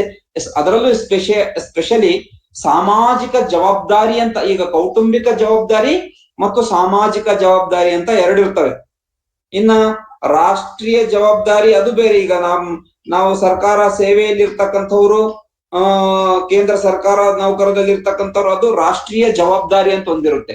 ಒಂದು ಕುಟುಂಬದ ವ್ಯವಸ್ಥೆಯಲ್ಲಿ ಇದ್ದು ಕೌಟುಂಬಿಕ ಜವಾಬ್ದಾರಿ, ಇದೆಲ್ಲವೂ ಹೊರತಾಗಿ ರಾಷ್ಟ್ರೀಯ ಜವಾಬ್ದಾರಿ, ಕೌಟುಂಬಿಕ ಜವಾಬ್ದಾರಿ ಹೊರತಾಗಿಯೂ ಕೂಡ ನಾವೆಲ್ಲರೂ ಒಂದು ಧರ್ಮ ತತ್ವ, ಪರಮ ಪೂಜ್ಯ ಲಿಂಗಾನಂದ ಸ್ವಾಮೀಜಿಯವರು, ಮಾತೆ ಮಹಾದೇವಿಯವರು, ಫೋಗು ಹಳಕಟ್ಟಿಯವರು, ಇವರೆಲ್ಲ ತ್ಯಾಗ ಮನೋಭಾವನೆಯನ್ನು ನೋಡ್ಕೊಂಡು ವಚನ ಸಾಹಿತ್ಯವನ್ನು ಅಧ್ಯಯನ ಮಾಡಿ ಶರಣರ ತ್ಯಾಗ ಬಲಿದಾನಗಳನ್ನೆಲ್ಲ ನೋಡಿ ತಿಳಿದು ನಾವೇನ್ ಮಾಡಿದೀವಿ, ನಾವೆಲ್ಲರೂ ಇಲ್ಲಿ ತಾವಿರುವಂತವ್ರು ಅನುಭವದ ಅಡಿಗೆಲಿರುವಂತ ಈಗೆಲ್ಲ ಶರಣ ಬಂಧುಗಳು ಕೂಡ ನಾವೆಲ್ಲರೂ ಒಂದು ಸಾಮಾಜಿಕ ಜವಾಬ್ದಾರಿಯನ್ನು ಹೊತ್ತಿರ್ತಕ್ಕಂಥವ್ರು. ಅದಕ್ಕಾಗಿ ಎಷ್ಟ್ ಜನ ಬರ್ಲಿ ಬಿಡ್ಲಿ, ಯಾರ ತತ್ವ ಕೇಳಲಿ ಬಿಡ್ಲಿ, ನಾವು ನಮ್ಮ ಅಂತಕ್ಕಂತ ಆ ಉದ್ದೇಶದಿಂದ ಈ ಮನಸ್ಸು ಇಲ್ಲಾಂದ್ರೆ ಸುಮ್ಮನೆ ಬಿಡಲ್ಲ, ನಮ್ಮನ್ನು ಸುಮ್ಮನೆ ಇರ್ಲಿಕ್ಕೆ ಬಿಡಲ್ಲ. ನಾವು ಸಾಮಾಜಿಕವಾದ ಜವಾಬ್ದಾರಿಯನ್ನ ಹುಟ್ಟಿದ್ದೇವೆ. ನಮ್ಮ ತಂದೆ ತಾಯಿ ಇವರೆಲ್ಲರೂ ಕೂಡ ಅವರು ಸಾಮಾಜಿಕ ಜವಾಬ್ದಾರಿಯನ್ನ ಹೊತ್ಕೊಂಡೇ ಬೆಳೆದಿರ್ತಕ್ಕಂಥವ್ರು. ಎಷ್ಟೋ ಸಲ ನಮ್ಮ ತಂದೆಯವರಂತೂ ಸಾಮಾಜಿಕ ಜವಾಬ್ದಾರಿ ನಿರ್ವಹಿಸ್ತಕ್ಕಂಥ ಸಂದರ್ಭ ಬಂದ್ರೆ ಅವರು ಕೌಟುಂಬಿಕ ಜವಾಬ್ದಾರಿಯನ್ನು ಮರೆತು ಮೊದಲು ಸಾಮಾಜಿಕ ಜವಾಬ್ದಾರಿಯನ್ನ ಅವ್ರು ನಿರ್ವಹಿಸ್ತಾ ಇದ್ರು.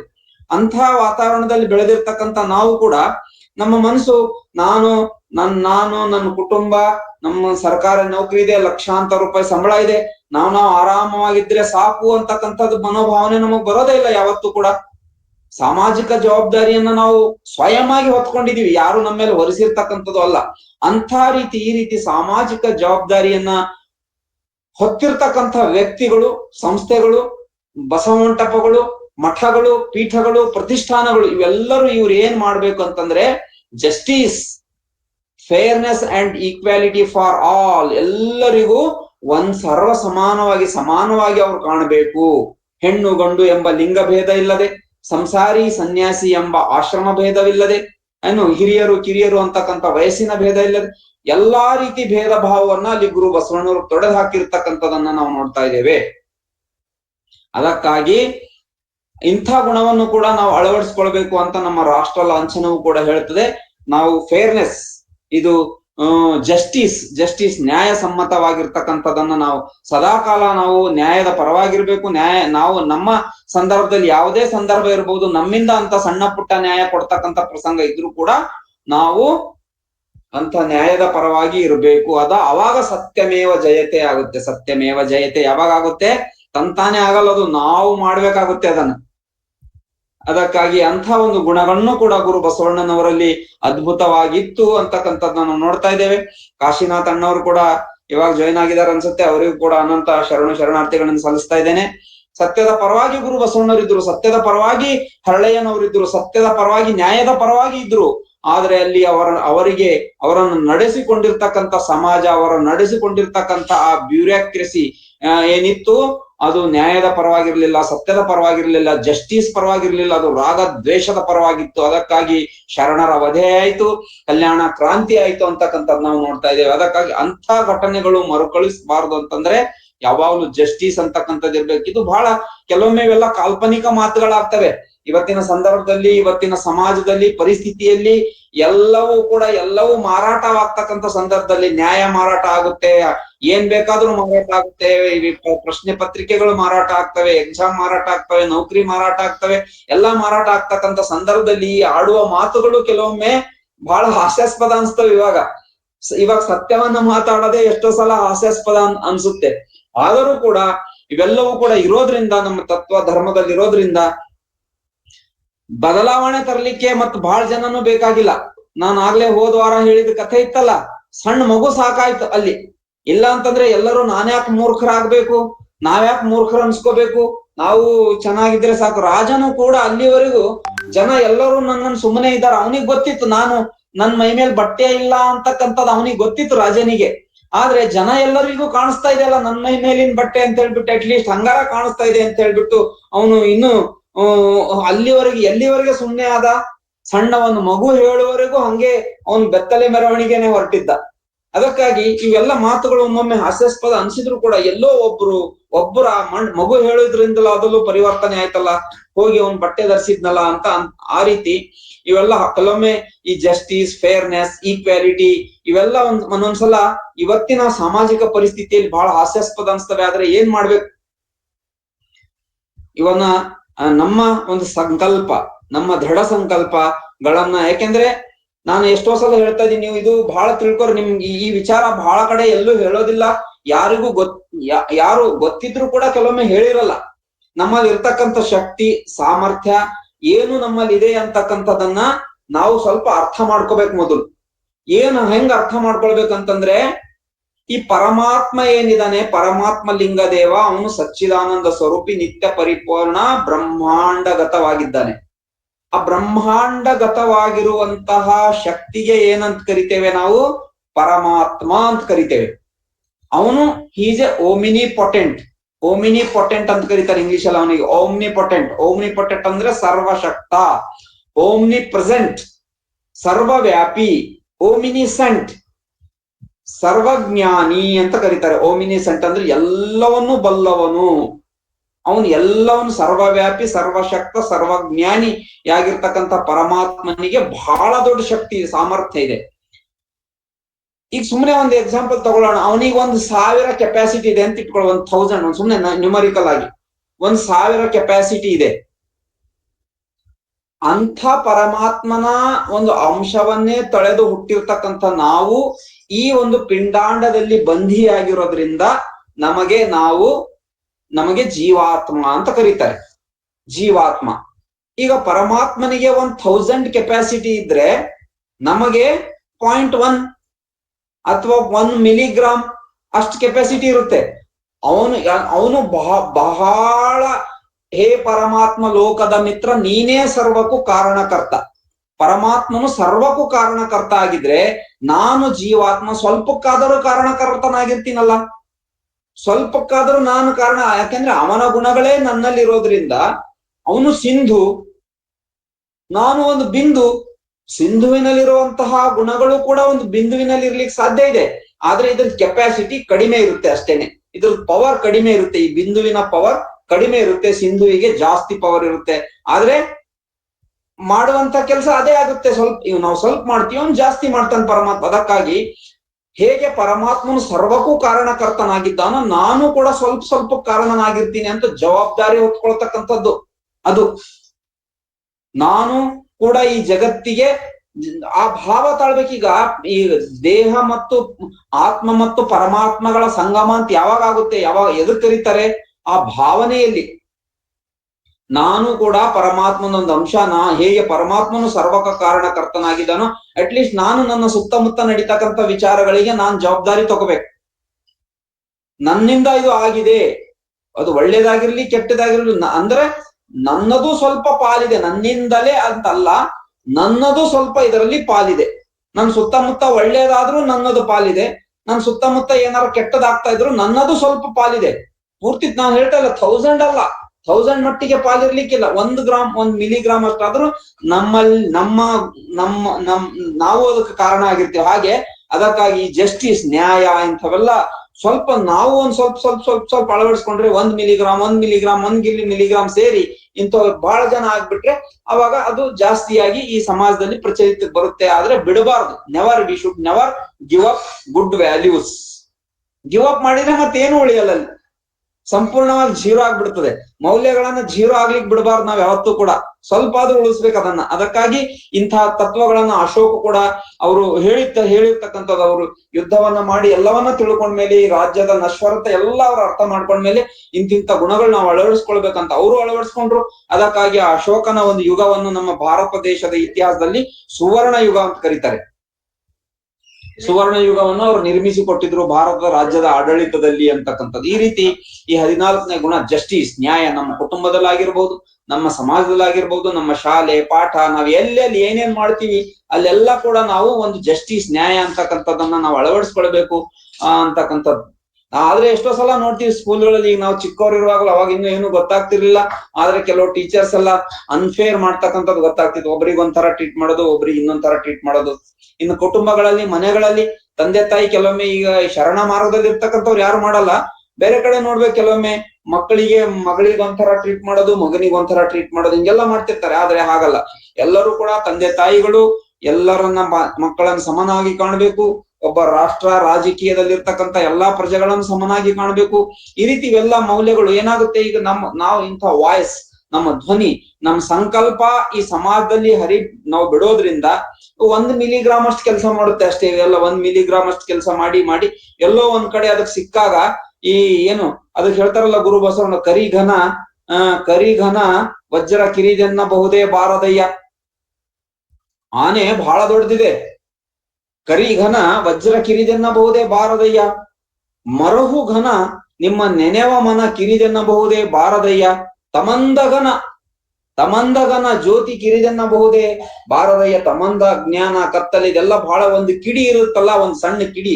ಬೇರೆ ದೊಡ್ಡ ವಸ್ತು ಸಿಕ್ಕಾಗ ಆ ಕಿಡಿಯಿಂದ ನಾವು ದೊಡ್ಡ ಬೆಳಕನ್ನ ತಯಾರು ಮಾಡ್ಬೋದು. ಅದಕ್ಕಾಗ ಕಿಡಿಯನ್ನಾದ್ರೂ ನಾವು ಜೀವಂತವಾಗಿ ಉಳಿಸ್ಕೊಳ್ಬೇಕು, ಅದನ್ನ ಕಾಪಾಡ್ಕೊಳ್ಬೇಕು. ಸಣ್ಣ ಕಿಡಿ, ಸಣ್ಣ ಸ್ಪಾರ್ಕ್, ಅದು ಒಂದ್ ಸಣ್ಣ ಸ್ಪಾರ್ಕ್ ಇದ್ರೆ ಸಾಕು.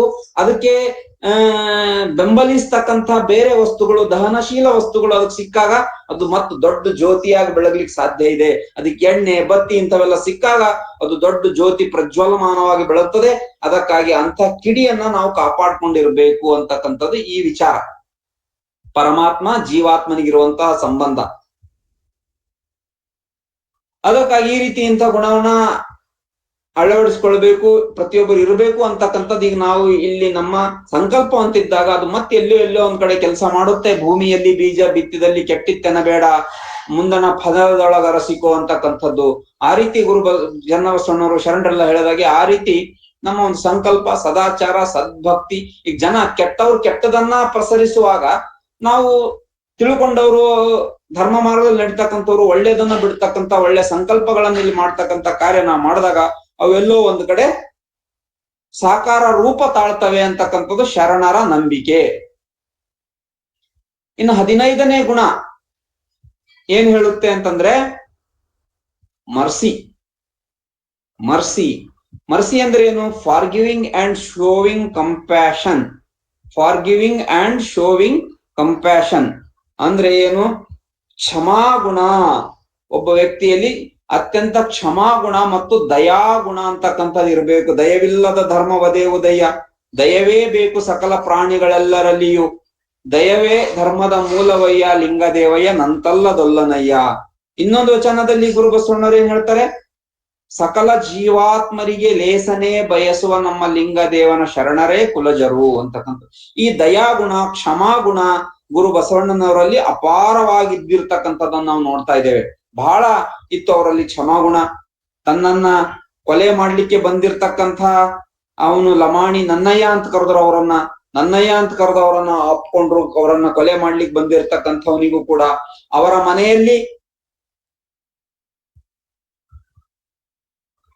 ತಾಯಿ ನೀಲಾಂಬಿಕೆಯವರ ಒಡವೆಗಳಿಗೆ ಕೈ ಹಾಕಿ ಕಿತ್ಕೊಂಡು ಹೋಗ್ತಕ್ಕಂಥ ಕಳ್ಳನಿಗೂ ಕೂಡ ಅವರು ನೀನು ಕಳ್ಳನಲ್ಲ, ನೀನು ಸಾಕ್ಷಾತ್ ಕೂಡಲ ಸಂಗಮ ದೇವ, ಏನು ಇಲ್ಲ ಕಳವು ಮಾಡುವವನು ಕಳ್ಳನಲ್ಲ, ಕಳವು ಮಾಡುವ ವ್ಯವಸ್ಥೆಗೆ ಕಾರಣಕರ್ತರಾಗಿರ್ತಕ್ಕಂಥವ್ರು ನಾವು ಕಳ್ಳರು ಅಂತ. ಈಗ ನಾನು ಆಗ್ಲೇ ಹೇಳಿದ್ನಲ್ಲ, ಜವಾಬ್ದಾರಿ, ಸಾಮಾಜಿಕ ಜವಾಬ್ದಾರಿ ಅಂತಕ್ಕಂಥ. ಈ ಗುರು ಬಸವಣ್ಣವರು ಇವನು ಕಳ್ಳನಾಗಲಿಕ್ಕೆ ನಾನು ಒಬ್ಬ ಕಾರಣ ಅಂತಾರವ್ರು. ಈ ಕಳ್ಳನಾಗ್ಲಿಕ್ಕೆ ಯಾರು ಕಾರಣ? ನಾನು ಒಬ್ಬ ಕಾರಣ. ಅವನಲ್ಲಿ ಇಲ್ಲ, ನಾವು ಎಲ್ಲ ಒಡವೆ ವಸ್ತ್ರ ಎಲ್ಲ ನಾವು ಇಟ್ಕೊಂಡಿದೀವಿ, ನಾವೂ ಒಬ್ಬ ಕಾರಣ. ಅದು ಸೂಕ್ಷ್ಮಾತಿ ಸೂಕ್ಷ್ಮದಲ್ಲಿ ಅದು ಕಾರಣ ಆಗುತ್ತೆ ಆ ರೀತಿ. ಅದಕ್ಕಾಗಿ ಕಳವು ಮಾಡಲಿಕ್ಕೆ ಪ್ರಚೋದನೆಯನ್ನ ನೀಡುವಂತವರು ಕೂಡ ಕಳ್ಳರು ಅಂತಾರೆ. ಹಂಗಂತ ಎಲ್ಲ ಇದ್ರಲ್ಲಿ ನಾವು ಅದನ್ನ ಇದು ಮಾಡ್ಲಿಕ್ಕೆ ಆಗಲ್ಲ. ಬಟ್ ಆದ್ರೆ ಅದು ಸೂಕ್ಷ್ಮ ತತ್ವದಲ್ಲಿ ಏನಿದೆ ಗುರು ಬಸವಣ್ಣವ್ರು ಹೇಳ್ತಕ್ಕಂಥದ್ದು, ಅವನ ಹೃದಯ ಪರಿವರ್ತನೆ ಮಾಡುವುದಕ್ಕೋಸ್ಕರ. ಅದಕ್ಕಾಗಿ ಆ ಪರುಷ ಸ್ಪರ್ಶದಿಂದ ಅಂತ ಗುರು ಬಸವಣ್ಣವ್ರು ತಮ್ಮ ಒಂದು ಮಾತೃ ಹೃದಯದ ಪರುಷ ಸ್ಪರ್ಶ, ತಮ್ಮ ಭಾವನೆ, ಏನು ಅವರಲ್ಲಿರ್ತಕ್ಕಂಥ ಮರ್ಸಿ, ಆ ಫರ್ಗ್ಯೂನೆಸ್, ಒಂದು ಕ್ಷಮಾಗುಣದಿಂದ ಅವನನ್ನ ಪರಿವರ್ತನೆ ಮಾಡಿರ್ತಕ್ಕಂಥದ್ದು ನಾವು ನೋಡ್ತಾ ಇದ್ದೇವೆ. ಅದಕ್ಕಾಗಿ ಅಂಥ ಕ್ಷಮಾಗುಣವನ್ನ ಪ್ರತಿಯೊಬ್ಬರು ಹೊಂದಬೇಕು. ಮರ್ಸಿ, ಅದರಲ್ಲಿ ಈಗ ಇತ್ತೀಚೆಗೆ ನೀವು ನೋಡ್ಬೇಕು, ಎಲ್ಲಾ ಬಸ್ಗಳ ಮೇಲೆ ಪ್ರಾಣಿಗಳ ಮೇಲೆ ದಯವನ್ನು ತೋರಿರಿ ಅಂತ ಬರ್ದಿರ್ತಾರೆ. ಈಗೆಲ್ಲಾ ಗೌರ್ಮೆಂಟ್ ಬಸ್ಗಳ ಮೇಲೆ ಬರ್ದಿದ್ದಾರೆ, ಪ್ರಾಣಿಗಳ ಮೇಲೆ ದಯೆಯನ್ನು ತೋರಿದಿರಿ ಅಂತ. ಅದಕ್ಕಾಗಿ ಗುರು ಬಸವಣ್ಣವರು ಅಂಥದಕ್ಕಾಗಿ ನಮಗೆ ಸಸ್ಯಾಹಾರ ಧರ್ಮವನ್ನು ಕೊಟ್ಟರು, ಸಕಲ ಜೀವಾತ್ಮರಿಗೆ ಲೇಸನ್ನ ಬಯಸ್ತಕ್ಕಂಥ ತತ್ವ ಕೊಟ್ಟರು ನಮಗೆ. ಅದಕ್ಕಾಗಿ ಗುರು ಅಲ್ಲಮ ಪ್ರಭುದರು ಹೇಳ್ತಾರೆ, ಯುಗದ ಉತ್ಸಾಹವ ನೋಡಿರೆ, ಶರಣರು ಯುಗದ ಉತ್ಸಾಹ ನೋಡಿರಿ, ಅದರಲ್ಲಿ ಪ್ರಾಣಿಗಳೆಲ್ಲ ಪ್ರಾಣಾಮಂಗೈಯುತ್ತಿರ್ದವು, ಜೀವಿಗಳೆಲ್ಲ ಜಯ ಜಿಯ ಎನ್ನುತ್ತಿರ್ದವು, ಸಂಗನ ಬಸವಣ್ಣನ ಪಾದಕ್ಕೆ 7 ಭುವನಗಳೆಲ್ಲ ನಮೋ ನಮೋ ಎನ್ನುತ್ತಿರ್ದವು ಅಂತ ಹೇಳ್ತಾರೆ. ಅಂಥದ್ದು ಬಹಳ ಶ್ರೇಷ್ಠ ತತ್ವ ನಮಗ್ ಗುರು ಬಸವಣ್ಣರು ಕೊಟ್ಟಿರ್ತಕ್ಕಂಥ ತತ್ವ. ಅದು ಶ್ರೇಷ್ಠವಾಗಿರ್ತಕ್ಕಂಥ ತತ್ವ, ಶ್ರೇಷ್ಠವಾಗಿರ್ತಕ್ಕಂಥ ಪರಂಪರೆ. ಈ ರೀತಿ ಅಕ್ಕಮಹಾದೇವಿ ತಾಯಿಯು ಶಾಂತಿ ಸೈರಣೆ ಇರಲು ಸಮಾಧಿಯ ಹಂಗೇತ, ಕ್ಷಮೆ ದಮೆ ಶಾಂತಿ ಸೈರಣೆ ಇರಲು ಸಮಾಧಿಯ ಹಂಗೇತ, ಉಸುರಿನ ಪರಿಮಳವಿರಲು ಕುಸುಮದ ಹಂಗೆ ಕೈಯ ಅಂತ ಅಕ್ಕಮಹಾದೇವಿ ತಾಯಿಯವರು ತಮ್ಮ ವಚನದ ಹೇಳುವಂತೆ, ಕ್ಷಮೆ ದಮೆ ಶಾಂತಿ ಸೈರಣೆ ಇರಲು ಏನು ಸಮಾಧಿಯ ಹಂಗೆ ಕೈಯ, ಲೋಕಾಂತವೇ ತಾನಾದ ಬಳಿಕ ಏಕಾಂತದ ಹಂಗೆ ಕೈಯ ಅಂತ ಏನು ಅಕ್ಕಮಹಾದೇವಿ ತಾಯಿಯವರು ಅಲ್ಲೂ ಕೂಡ ಇದನ್ನು ಹೇಳ್ತಾರೆ. ಅದಕ್ಕಾಗಿ ಈ ರೀತಿ ನಾವು ದಯೆಯನ್ನ ಹೊಂದಬೇಕು, ಮರ್ಸಿ ಕ್ಷಮಾಗುಣ ಇರಬೇಕು. ಎಂಥ ಕ್ಷಮಾಗುಣ ಇರ್ಬೇಕಂದ್ರೆ, ನಮ್ಮಲ್ಲಿ ದಂಡಿಸುವ ಶಕ್ತಿ ಇದ್ದಾಗ್ಲೂ ಕೂಡ, ನಮ್ಮಲ್ಲಿ ದಂಡಿಸುವಂತಹ ಶಕ್ತಿ ಇದ್ದಾಗ ಕ್ಷಮೆ ಮಾಡುವಂತ ಕ್ಷಮೆ ಇದೆ ಅಲ್ಲ, ಅದು ಬಹಳ ದೊಡ್ಡ ಕ್ಷಮೆ ಆಗುತ್ತೆ. ಹೇಳಿತನದಿಂದ ಕೂಡಿರ್ತಕ್ಕಂಥ ಕ್ಷಮೆ ಅಲ್ಲ. ನಮ್ಮ ಆದಿ ಶರಣರಲ್ಲಿ ಇರ್ತಕ್ಕಂಥ ಕ್ಷಮಾಗುಣ ಹೆಂಗಿತ್ತು, ಅದು ವೀರತನದಿಂದ ಕೂಡಿರುವಂತಹ ಕ್ಷಮಾಗುಣ ಇತ್ತು. ಅದಕ್ಕಾಗಿ ಯಾವಾಗ ಎಲ್ಲೆಲ್ಲಿ ಅತಿಯಾಗಿ ಬಂದಾಗ, ನಮ್ಮ ವಚನ ಸಾಹಿತ್ಯಕ್ಕೆ ಧಕ್ಕೆ ಉಂಟು ಮಾಡಿದಾಗ, ವಚನ ಸಾಹಿತ್ಯವನ್ನೇ ನಾಶ ಮಾಡುವಂತಹ ಪ್ರಯತ್ನಕ್ಕೆ ಬಂದಾಗ, ಅವರು ಆ ಕ್ಷಮಾಗುಣವನ್ನ ಮರೆತು ಅಲ್ಲಿ ವೀರತೆ ಗುಣವನ್ನ ಪ್ರದರ್ಶಿಸುವುದನ್ನು ಕೂಡ ನಾವು ನೋಡ್ತಾ ಇದ್ದೇವೆ. ಅದಕ್ಕಾಗಿ ಅಂಥ ಒಂದು ಗುಣ ಪ್ರತಿಯೊಬ್ಬರು ಬೆಳೆಸ್ಕೋಬೇಕು ಅಂತಕ್ಕಂಥದ್ದು ನಮ್ಮ ರಾಷ್ಟ್ರ ಲಾಂಛನದ ಉದ್ದೇಶವಾಗಿದೆ.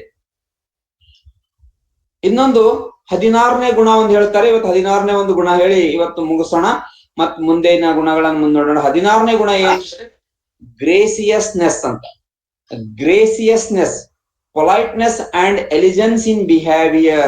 politeness and elegance in behavior. ಅತ್ಯಂತ ಒಂದು ವಿನಯವಾಗಿ ನಮ್ಮ ವರ್ತನೆ ಇರಬೇಕು, ನಮ್ಮ ಮಾತು ನಡೆ ನುಡಿಗಳೆಲ್ಲ ವಿನಯತೆಯಿಂದ ಕೂಡಿರ್ಬೇಕು. ಮತ್ತು ಎಲಿಜೆನ್ಸ್, ಮುಖದ ಮೇಲೆ ಒಂದು ಪ್ರಸನ್ನತೆ ಇರಬೇಕು, ಪ್ರಸನ್ನತೆ ಸಂತೃಪ್ತಿ ಅದರಲ್ಲಿ ನಾವು ಹೊಂದಿರಬೇಕು ಅಂತಕ್ಕಂಥದ್ದು ಇಲ್ಲಿ ಆ ಗುಣ ನಮ್ಗೆ ಹೇಳ್ತದೆ. ಅದನ್ನ ಗುರು ಬಸವಣ್ಣವರು ಕೂಡ ಬಹಳ ನೀವಿರಿಸಿದ ಧನದಲ್ಲಿ ನಾನಂಜೆ, ಧನವು ನಿಮ್ಮ ಒಂದು ಇದಕ್ಕೆ ಸತ್ಕಾರ್ಯಕ್ಕೆ ನಿಮ್ಮ ಸೇವೆಗೆ ಸಲ್ಲುವುದಾಗಿ ನೀವಿರಿಸಿದ ಮನದಲ್ಲಿ ನಾನಂಜೆ, ಮನವು ಮಹಕ್ಕೆ ಶರಣುಗತಿ ಒಕ್ಕುದಾಗಿ ಅಂತ ಹೇಳಿ ಗುರು ಬಸವಣ್ಣ ಇದೇನಿದು ಪೊಲೈಟ್ನೆಸ್, ಒಂದು ವಿನಯ, ಒಂದು ಎಲಿಜೆನ್ಸ್ ಅಂದ್ರೆ ಒಂದು ರೀತಿ ಶರಣಾಗತಿಯ ಭಾವ, ಸಂತೃಪ್ತ ಭಾವ, ಮುಖದಲ್ಲಿ ನೆಮ್ಮದಿಯ ಭಾವ. ಅದ್ರ ಆ ರೀತಿ ನಾವು ಯಾವತ್ತೂ ಇರಬೇಕು ಅಂತಕ್ಕಂಥದ್ದಲ್ಲಿ ಗುರು ಬಸವಣ್ಣರು ನಮಗೆ ಕಲ್ಸ್ಕೊಡ್ತಾ ಇದ್ದಾರೆ. ಅದನ್ನೇ ನಮ್ಮ ರಾಷ್ಟ್ರ ಲಾಂಛನವೂ ಕೂಡ ನಮಗೆ ಹೇಳ್ಕೊಡ್ತಾ ಇದೆ. ಅದಕ್ಕಾಗಿ ಇಷ್ಟು ವಿಚಾರಗಳನ್ನು ತಿಳಿದುಕೊಂಡು ಇನ್ನು 17, 18, 19 ಮೋಸ್ಟ್ಲಿ 21 ಇನ್ನು 2 ವಾರದಲ್ಲಿ ಇಷ್ಟು ಗುಣಗಳನ್ನು ನಾನು ಹೇಳುವಂತಹ ಪ್ರಯತ್ನ ಮಾಡ್ತೇನೆ. 2 ವಾರದಲ್ಲಿ 17ರಿಂದ 20 ಒಂದು ದಿವಸ, 21ರಿಂದ 24 ಗುಣಗಳನ್ನ ಇನ್ನೊಂದು ದಿವಸ ಹೇಳಿ, ಮತ್ತೆ ಅಷ್ಟಾವರಣಗಳ ದಿಗ್ದರ್ಶನ ಏನಿದೆ ಅಲ್ಲ, ಆ ವಿಚಾರವನ್ನ ಮತ್ತೆ ನಾವು ಮುಂದೆ ಮಾಡ್ಕೊಂಡು ಹೋಗೋಣ. ಇನ್ನು ಅವಾಗ ಲಿಂಗ ತತ್ವ, ಜಂಗಮ ತತ್ವ, ವಿಭೂತಿ, ರುದ್ರಾಕ್ಷಿ ಮಂತ್ರಗಳು ಇದೆಲ್ಲವೂ ಕೂಡ ಈಗ ಅಷ್ಟಾವರಣಗಳ ದಿಗ್ದರ್ಶನದಲ್ಲಿ ಇದು ಗುರುದರ್ಶನದ ಭಾಗವಾಗಿ ಗುರು ಬಸವಣ್ಣನವರ ತತ್ವಗಳ ವಿಚಾರಗಳನ್ನ ನಾನು ಹೇಳ್ತಾ ಇದ್ದೇನೆ. ಹೇಳ್ಬೇಕಂದ್ರೆ ಬಹಳ ಇದೆ. ಗುರು ಬಸವಣ್ಣವರು ಇಡೀ ಒಂದು ಸಾಹಿತ್ಯ ಲೋಕದಲ್ಲಿ, ಇಡೀ ಸಾಹಿತ್ಯ, ಯಾವುದೇ ಸಾಹಿತ್ಯ ಇರ್ಬೋದು, ಅದು ಆಂಗ್ಲ ಸಾಹಿತ್ಯ ಇರ್ಬೋದು, ಇಸ್ಲಾಂ ಸಾಹಿತ್ಯ ಇರ್ಬೋದು, ಕ್ರಿಶ್ಚಿಯನ್ ಸಾಹಿತ್ಯ ಇರ್ಬೋದು, ಬೌದ್ಧ ಸಾಹಿತ್ಯ ಇರ್ಬೋದು, ಒಟ್ಟಾರೆ ಸಾಹಿತ್ಯ ಲೋಕ ಅಂತ ಇದೆ ಈ ಜಗತ್ತಿನಲ್ಲಿ. ಇಡೀ ಸಾಹಿತ್ಯ ಲೋಕದಲ್ಲಿ ಗುರು ಬಸವಣ್ಣನವರ ಕುರಿತು ರಚನೆಯಾದಷ್ಟು ಸಾಹಿತ್ಯ ಯಾವ ಒಬ್ಬ ವ್ಯಕ್ತಿಯ ಬಗ್ಗೆ ಕೂಡ ರಚನೆ ಆಗಿಲ್ಲ ಅಂದ್ರೆ ತಿಳ್ಕೊಳ್ಳಿ. ಗುರು ಬಸವಣ್ಣವ್ರ ಬಗ್ಗೆ ನಾವು ಎಷ್ಟು ಮಾತನಾಡ್ಬೋದು, ಎಷ್ಟು ಕೊಂಡಾಡಬಹುದು, ಎಷ್ಟು ವಿಚಾರ ಅವ್ರ ಬಗ್ಗೆ ನಾವು ಹೇಳ್ಬೋದು, ಎಷ್ಟು ಶರಣರು ಕಾಲ ಕಾಲಕ್ಕೆ ಬಂದಿರ್ತಕ್ಕಂಥ ಶರಣರು ಎಷ್ಟು ಅವರು ಬಂದು ಹಾಡಿ ಕೊಂಡಾಡಿರ್ಬೋದು ಅವ್ರ ಗುಣಗಳನ್ನ ಅಂತಕ್ಕಂಥ ನಾವು ನೋಡಿದಾಗ, ಇಡೀ ಜಗತ್ತಿನಲ್ಲಿ ಅತ್ಯಂತ ವಿಶಾಲವಾಗಿರ್ತಕ್ಕಂಥ ದೊಡ್ಡ ಸಾಹಿತ್ಯ ಯಾವ್ದಾದ್ರು ಇದ್ರೆ ಅದು ವಚನ ಸಾಹಿತ್ಯ. ಮತ್ತು ಇಡೀ ಸಾಹಿತ್ಯ ಲೋಕದಲ್ಲಿ ಯಾವುದಾದ್ರೂ ಸಾಹಿತ್ಯ ಒಬ್ಬ ವ್ಯಕ್ತಿಯ ಕೇಂದ್ರೀಕೃತವಾಗಿ ಒಬ್ಬ ವ್ಯಕ್ತಿಯನ್ನ ಕೊಂಡಾಡಿರುವಂತಹ ಅತಿ ಹೆಚ್ಚಿನ ಸಾಹಿತ್ಯ ಯಾವುದಾದ್ರೂ ಇದ್ರೆ ಅದು ಗುರು ಬಸವಣ್ಣನವರನ್ನು ಕೊಂಡಾಡಿರುವಂತಹ ಸಾಹಿತ್ಯ ಅಂತಕ್ಕಂಥದನ್ನ ನಾವು ನೋಡ್ಬೇಕು. ಅದಕ್ಕಾಗಿ ಅವ್ರ ಬಗ್ಗೆ ಎಷ್ಟು ಹೇಳಿದ್ರು ಕಡಿಮೆ ಇದೆ. ಗುರು ಬಸವಣ್ಣನವ್ರ ಬಗ್ಗೆ ಎಷ್ಟೇ ಮಾತಾಡಿದ್ರು ಕಡಿಮೆ, ಎಷ್ಟೆಷ್ಟು ನಾವು ತಿಳ್ಕೊಂಡ್ರು ಕಡಿಮೆ ಇದೆ. ಅದಕ್ಕಾಗಿ ಸಿದ್ದರಾಮೇಶ್ವರದ ಅದಕ್ಕೆ ಹೇಳಿದ್ರು, ಬಸವಣ್ಣನವರ ಹಾಡದವರ, ಬಸವಣ್ಣನವರ ಹೊಗಳದವರ, ಬಸವಣ್ಣನವರ ಏನು ಹೆಸರೇ ಅದು ವಚನ ನೆನ್ಪು ಬರ್ತಾ ಇಲ್ಲ. ಬಸವಣ್ಣ ಹಾಡದವರ, ಬಸವಣ್ಣನ ಹೊಗಳದವರ, ಬಸವನಾಮವ ಹೇಳದ ಏನು ದೆಸಗೇಡಿ ಮನುಜರ ಎನ್ನತ್ತ ತೋರದಿರಯ್ಯ ಯೋಗಿನಾಥ ಅಥವಾ ಕಪಿಲ ಸಿದ್ಧ ಮಲ್ಲಿಕ. ಈ ರೀತಿ ಗುರು ಬಸವಣ್ಣನವರ ಬಗ್ಗೆ ಅಪಾರವಾಗಿರ್ತಕ್ಕಂಥ ಒಂದು ಈ ಸಾಹಿತ್ಯ ಲೋಕ ಕೊಂಡಾಡಿದೆ. ಅಂತ ವಿಚಾರಗಳನ್ನು ಮತ್ತೆ ನಾವು ಮುಂದಿನ ದಿನಗಳು ತಿಳ್ಕೊಳ್ಳೋಣ ಅಂತ ಹೇಳ್ತಾ, ನಮ್ಮ ಶರಣ ಚನ್ನಬಸವಣ್ಣವರು 2-3 ವಾರ ಅವರು ಜಾಯ್ನ್ ಆಗಿರ್ಲಿಲ್ಲ. ಅವರಿಗೆ ಪ್ರತಿ ವಾರ ನಾವು ಸೋಮವಾರಕ್ಕೆ ನಾವು ಬದಲಾಯಿಸಿದ್ವಲ್ಲ ನಮ್ಮ ಕಾರ್ಯಕ್ರಮವನ್ನ, ಅವರಿಗೆ ಸಡನ್ ಆಗಿ ಅದು ಇನ್ನು ಸಂಡೇಗೆ ಫಿಕ್ಸ್ ಆಗಿರ್ತಿತ್ತು ಮೈಂಡ್ ಅಲ್ಲಿ. ಮಂಡೇ ನೆನಪೇ ಆಗ್ತಿರ್ಲಿಲ್ಲ, ಬೇರೆ ಬಿಜಿ, ಅವರು ಕಾರ್ಯದಲ್ಲಿ ಬಿಜಿ ಇರ್ತಾರೆ, ನೆನಪಾಗ್ತಿರ್ಲಿಲ್ಲ ಅಂತ ಹೇಳಿದ್ರು. ಬಹಳ ದಿನಗಳಾಯ್ತು ಅವ್ರ ಮಾತುಗಳನ್ನ ಕೇಳಿಸ್ಕೊಂಡು. ಅವಾಗ ಈಗ ಶರಣ ಚನ್ನಬಸವಣ್ಣವರು ತಮ್ಮ ವಿಚಾರವನ್ನ ವ್ಯಕ್ತಪಡಿಸ್ಬೇಕಂತ ಕೇಳ್ಕೊಳ್ತಾ ಇದ್ದಾರೆ. ಓಂ ಶ್ರೀ ಗುರು ಬಸವಲಿಂಗಾಯ ನಮಃ. ಸೃಷ್ಟಿಕರ್ತ ಲಿಂಗದೇವನನ್ನು ಮನದಲ್ಲಿ ಸ್ಮರಿಸುತ್ತಾ ವಿಶ್ವಗುರು ಬಸವಣ್ಣನವರಿಗೆ ಪೊಡಮಟ್ಟು ಮತ್ತು ಲಿಂಗೈಕ್ಯ ಅಪ್ಪಾಜಿ ಅವರು ಮತ್ತು ಲಿಂಗೈಕ್ಯ ಮಾತಾಜಿ ಅವರಿಗೆ ಸ್ಮರಿಸುತ್ತಾ, ಇಲ್ಲಿ ನೆರೆದಿರುವ ಶರಣರೆಲ್ಲರಿಗೂ ಶರಣು ಶರಣಾರ್ಥಿ. ಸಚ್ಚಿದಾನಂದ ಅಣ್ಣ ಹೇಳ್ದಂಗೆ ವಯಸ್ಸಾದಂಗೆ ಮರುವು ಜಾಸ್ತಿ ಆಗ್ತಾ ಇದೆ. ಭಾನುವಾರ ಅನ್ನೋದು ನೆಟ್ಟು ಬಿಟ್ಟಿತ್ತ ಅದು, ಹಾಗಾಗಿ ನಾನು ಭಾನುವಾರ ಕಾಯ್ತಾ ಇರ್ತಿದ್ದೆ, ಆಮೇಲೆ ಗೊತ್ತಾಗೋದು. ಸೊ ನಾಳೆ ಆಗ್ಬೇಕು, ಆಗ್ತಾ ಇರ್ಲಿಲ್ಲ, ಕ್ಷಮೆ ಇರ್ಲಿ. ಬಟ್ ಇವತ್ತಿನ ಒಂದು ಪ್ರವಚನದಲ್ಲಿ ಸಚ್ಚಿದಾನಂದಣ್ಣವರು ಒಂದು ಮಾತನ್ನ ಹೇಳಿದ್ರು. ಆ ಮಾತಿನ ಬಗ್ಗೆ ನಾನು ಇಲ್ಲಿ ಹೇಳಕ್ ಇಷ್ಟಪಡ್ತೀನಿ. ಏನಕ್ಕೆ ಅಂದ್ರೆ ನಿಮ್ಗೆಲ್ಲರಿಗೂ ಇದು ಉಪ್ಪಿನಕಾಯಿ ಇದ್ದಂಗೆ.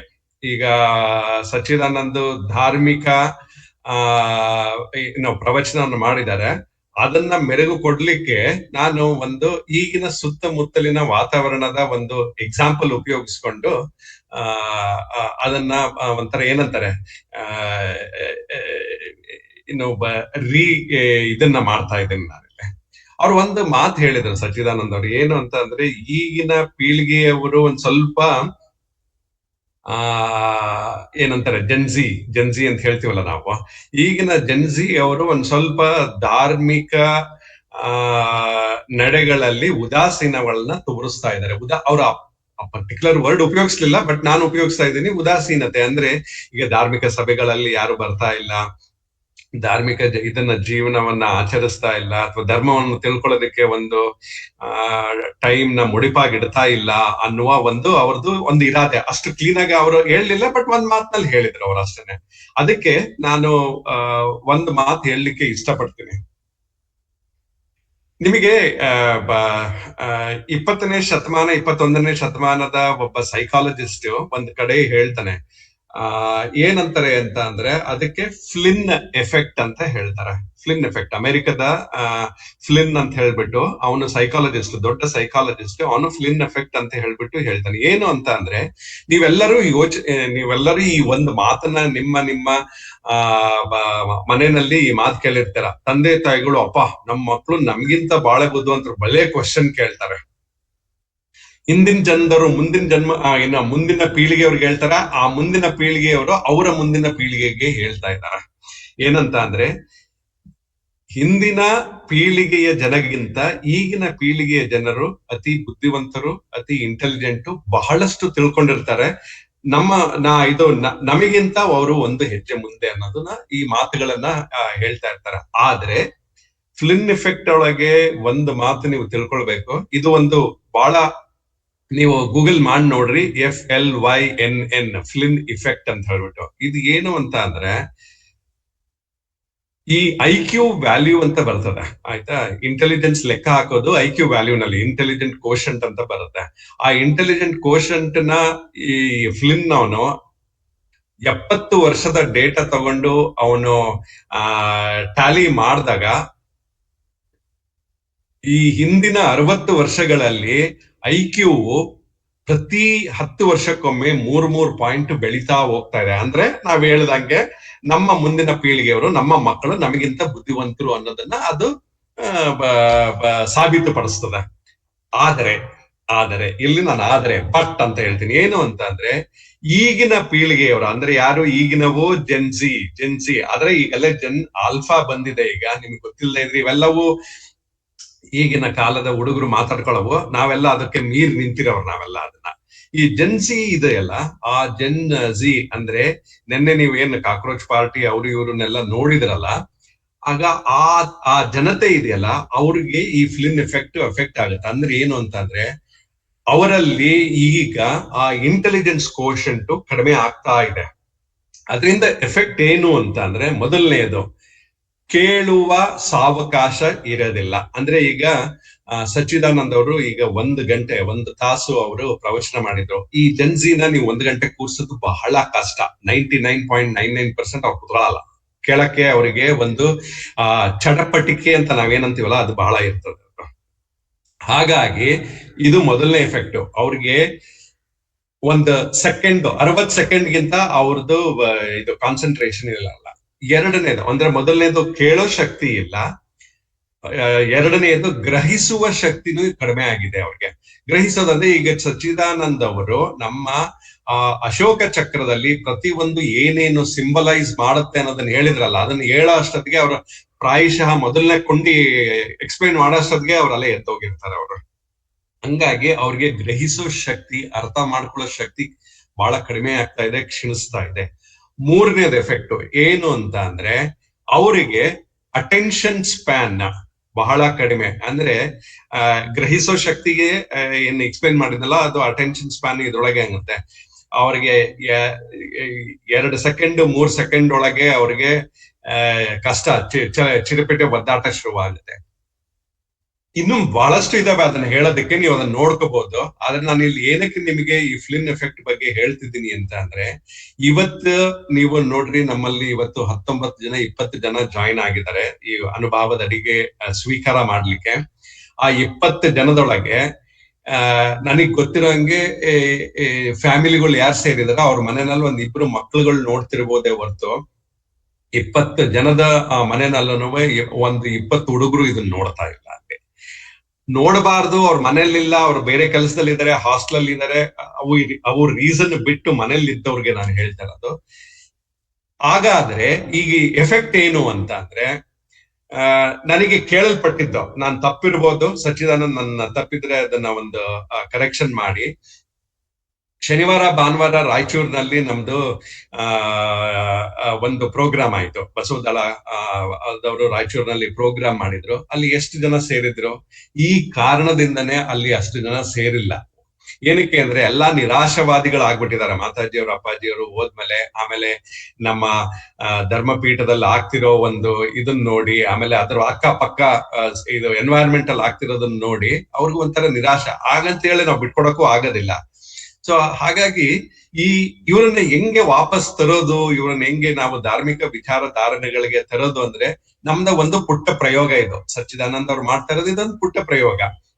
ನಾವು ಜೀಸಸ್ ಕ್ರೈಸ್ಟ್ ಅವರು ಲಿಂಗೈಕ್ಯ ಆದ್ಮೇಲೆ ಅಥವಾ ಅವರು ಸತ್ತ ಮೇಲೆ ಅವ್ರಿಗೆ ಇದ್ದಿದ್ದು ಎಷ್ಟು 7-12 ಜನ ಏನಪ್ಪಾ 12 ಜನ ಅವ್ರಿಗೆ ಶಿಷ್ಯರು. ಇವತ್ತು ಅವ್ರು ಎಷ್ಟು ಜನ ಆಗಿದ್ದಾರೆ ಹಂಗಂತ ಹೇಳಿ ಅವ್ರು ಏನಾದ್ರು ಇಗ್ನೋರ್ ಮಾಡಿದಾರ? ಇಲ್ಲ. ಅದೇ ತರ ನಮ್ಗೆ 20 ಜನ ಬರ್ಲಿ 21 ಜನ ಬರ್ಲಿ, ಅವ್ರಿಗೆ ಹೇಳ್ಕೊಟ್ರ ಆ 20 ಜನದಿಂದ ಇನ್ನೊಂದು 20 ಜನಕ್ಕೆ ಅರ್ಥ ಆದ್ರೆ ಪ್ರಾಯಶಃ ಸಚ್ಚಿದಾನಂದ ಅವರು ಮಾಡ್ತಿರುವ ಒಂದು ಈ ಸೇವೆ ಇದೆಯಲ್ಲ ಅದಕ್ಕೆ ಒಂದು ಶಕ್ತಿ ಬಂದಂತೆ ಆಗುತ್ತೆ ಅನ್ನೋ ಭಾವನೆ ನನ್ನಲ್ಲಿದೆ. ಅದಾಗುತ್ತೆ ಅನ್ನುವ ಒಂದು ಭರವಸೆ ಕೂಡ ನನ್ನಲ್ಲಿದೆ. ಹಾಗಾಗಿ ಇನ್ನು ಹೆಚ್ಚು ಜನ ಸೇರಿಸಿ ಅಂತ ನಿಮ್ಮೆಲ್ಲರಿಗೂ ಕೇಳ್ಕೊಳ್ತಾ ನಾನು ಒಂದೆರಡು ಉಪ್ಪಿನಕಾಯಿ ಮಾತುಗಳನ್ನ ಹೇಳಿ ಇಲ್ಲಿ ನಿಲ್ಲಿಸ್ತಾ ಇದ್ದೀನಿ. ನಮ್ಗೆಲ್ಲರಿಗೂ ಶರಣಾರ್ಥಿ. ಅನಂತ ಶರಣಾರ್ಥಿಗಳನ್ನವರೇ, ತಮಗೆ ನಿಜವಾಗಿ ತಮ್ಮ ಪ್ರೋತ್ಸಾಹದಾಯಕ ಮಾತುಗಳಿಗೆ ಭಕ್ತಿಯ ಶರಣಾರ್ಥಿಗಳು. ತಾವ್ ಹೇಳಿದಾಗೆ ಅದನ್ನೇ ಒಂದು ಕಿಡಿಯನ್ನಾದ್ರೂ ಕಳ್ಕೋಬಾರ್ದು. ಇದು ಅದಕ್ಕೆ ವಸ್ತು ಸಿಕ್ಕಾಗ ಅದು ಜ್ವಾಲೆ ಆಗುತ್ತೆ. ಆ ಕಿಡಿನೇ ಕಳ್ಕೊಂಡ್ಬಿಟ್ರೆ ನೆಕ್ಸ್ಟ್ ಜ್ವಾಲೆ ಆಗ್ಲಿಕ್ಕೆ ಚಾನ್ಸೇನೆ ಇರಲ್ಲ. ಅಟ್ಲೀಸ್ಟ್ ಅಂತ ಒಂದು ಸಣ್ಣ ಕಿಡಿಯನ್ನ ನಾವು ಉಳಿಸ್ಕೊಂಡು ಹೋಗೋಣ ಅನ್ನೋ ಸಣ್ಣ ಪ್ರಯತ್ನ ಇದು ಅಣ್ಣಾರೆ. ಕರೆಕ್ಟ್. ಮತ್ತೆ ಶರಣರು ಯಾರಾದ್ರೂ ಇದು ಏನಾದ್ರು ಕಮೆಂಟ್ಸ್ ಅಥವಾ ಏನಾದ್ರು ಹೇಳಂಗಿದ್ರೆ ದಯವಿಟ್ಟು ಕೈ ಎತ್ತಿ, ಇಲ್ಲ ಅಂದ್ರೆ ಮಾತಾಡ್ಲಿಕ್ಕೆ ಶುರು ಮಾಡಿ.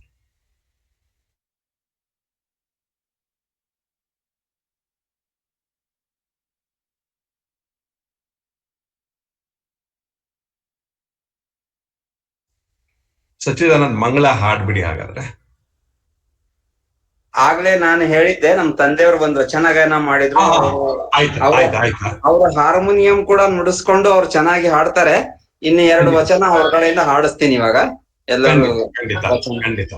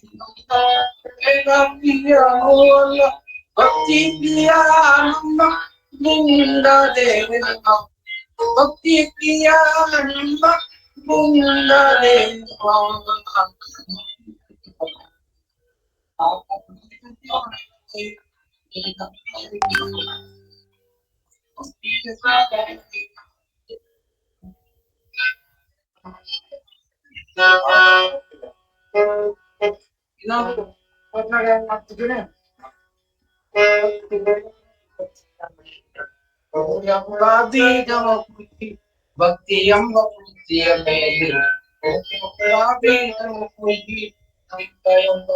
ಆಯಿತು, ವಿಚಾರವೆಂಬ ಹೊಪ್ಪಾಯಿತು, ವಿಚಾರವೆಂಬ ಹೂವಾಯಿತು, ಆಚಾರವೆಂಬ ಕಾಯಾಯಿತು, ನಿಷ್ಪತ್ತಿ ಎಂಬ ಹಣ್ಣಾಯಿತು, ಆಚಾರವೆಂಬ ಕಾಯಾಯಿತು, ನಿಷ್ಪತ್ತಿ ಎಂಬ ಹಣ್ಣಾಯಿತು, ಭಕ್ತಿ ಎಂಬ ಬುದ್ಧಿಯ ಮೇಲೆ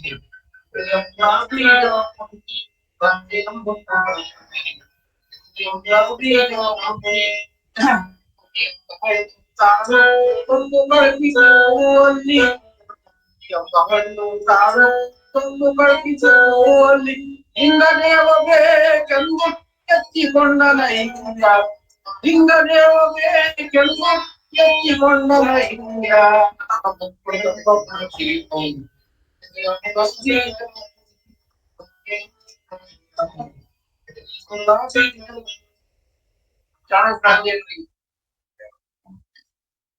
ತಪ್ಲ ಬರುತ್ತಲ್ಲ ಇಲ್ಲಿ ತಾನೇ.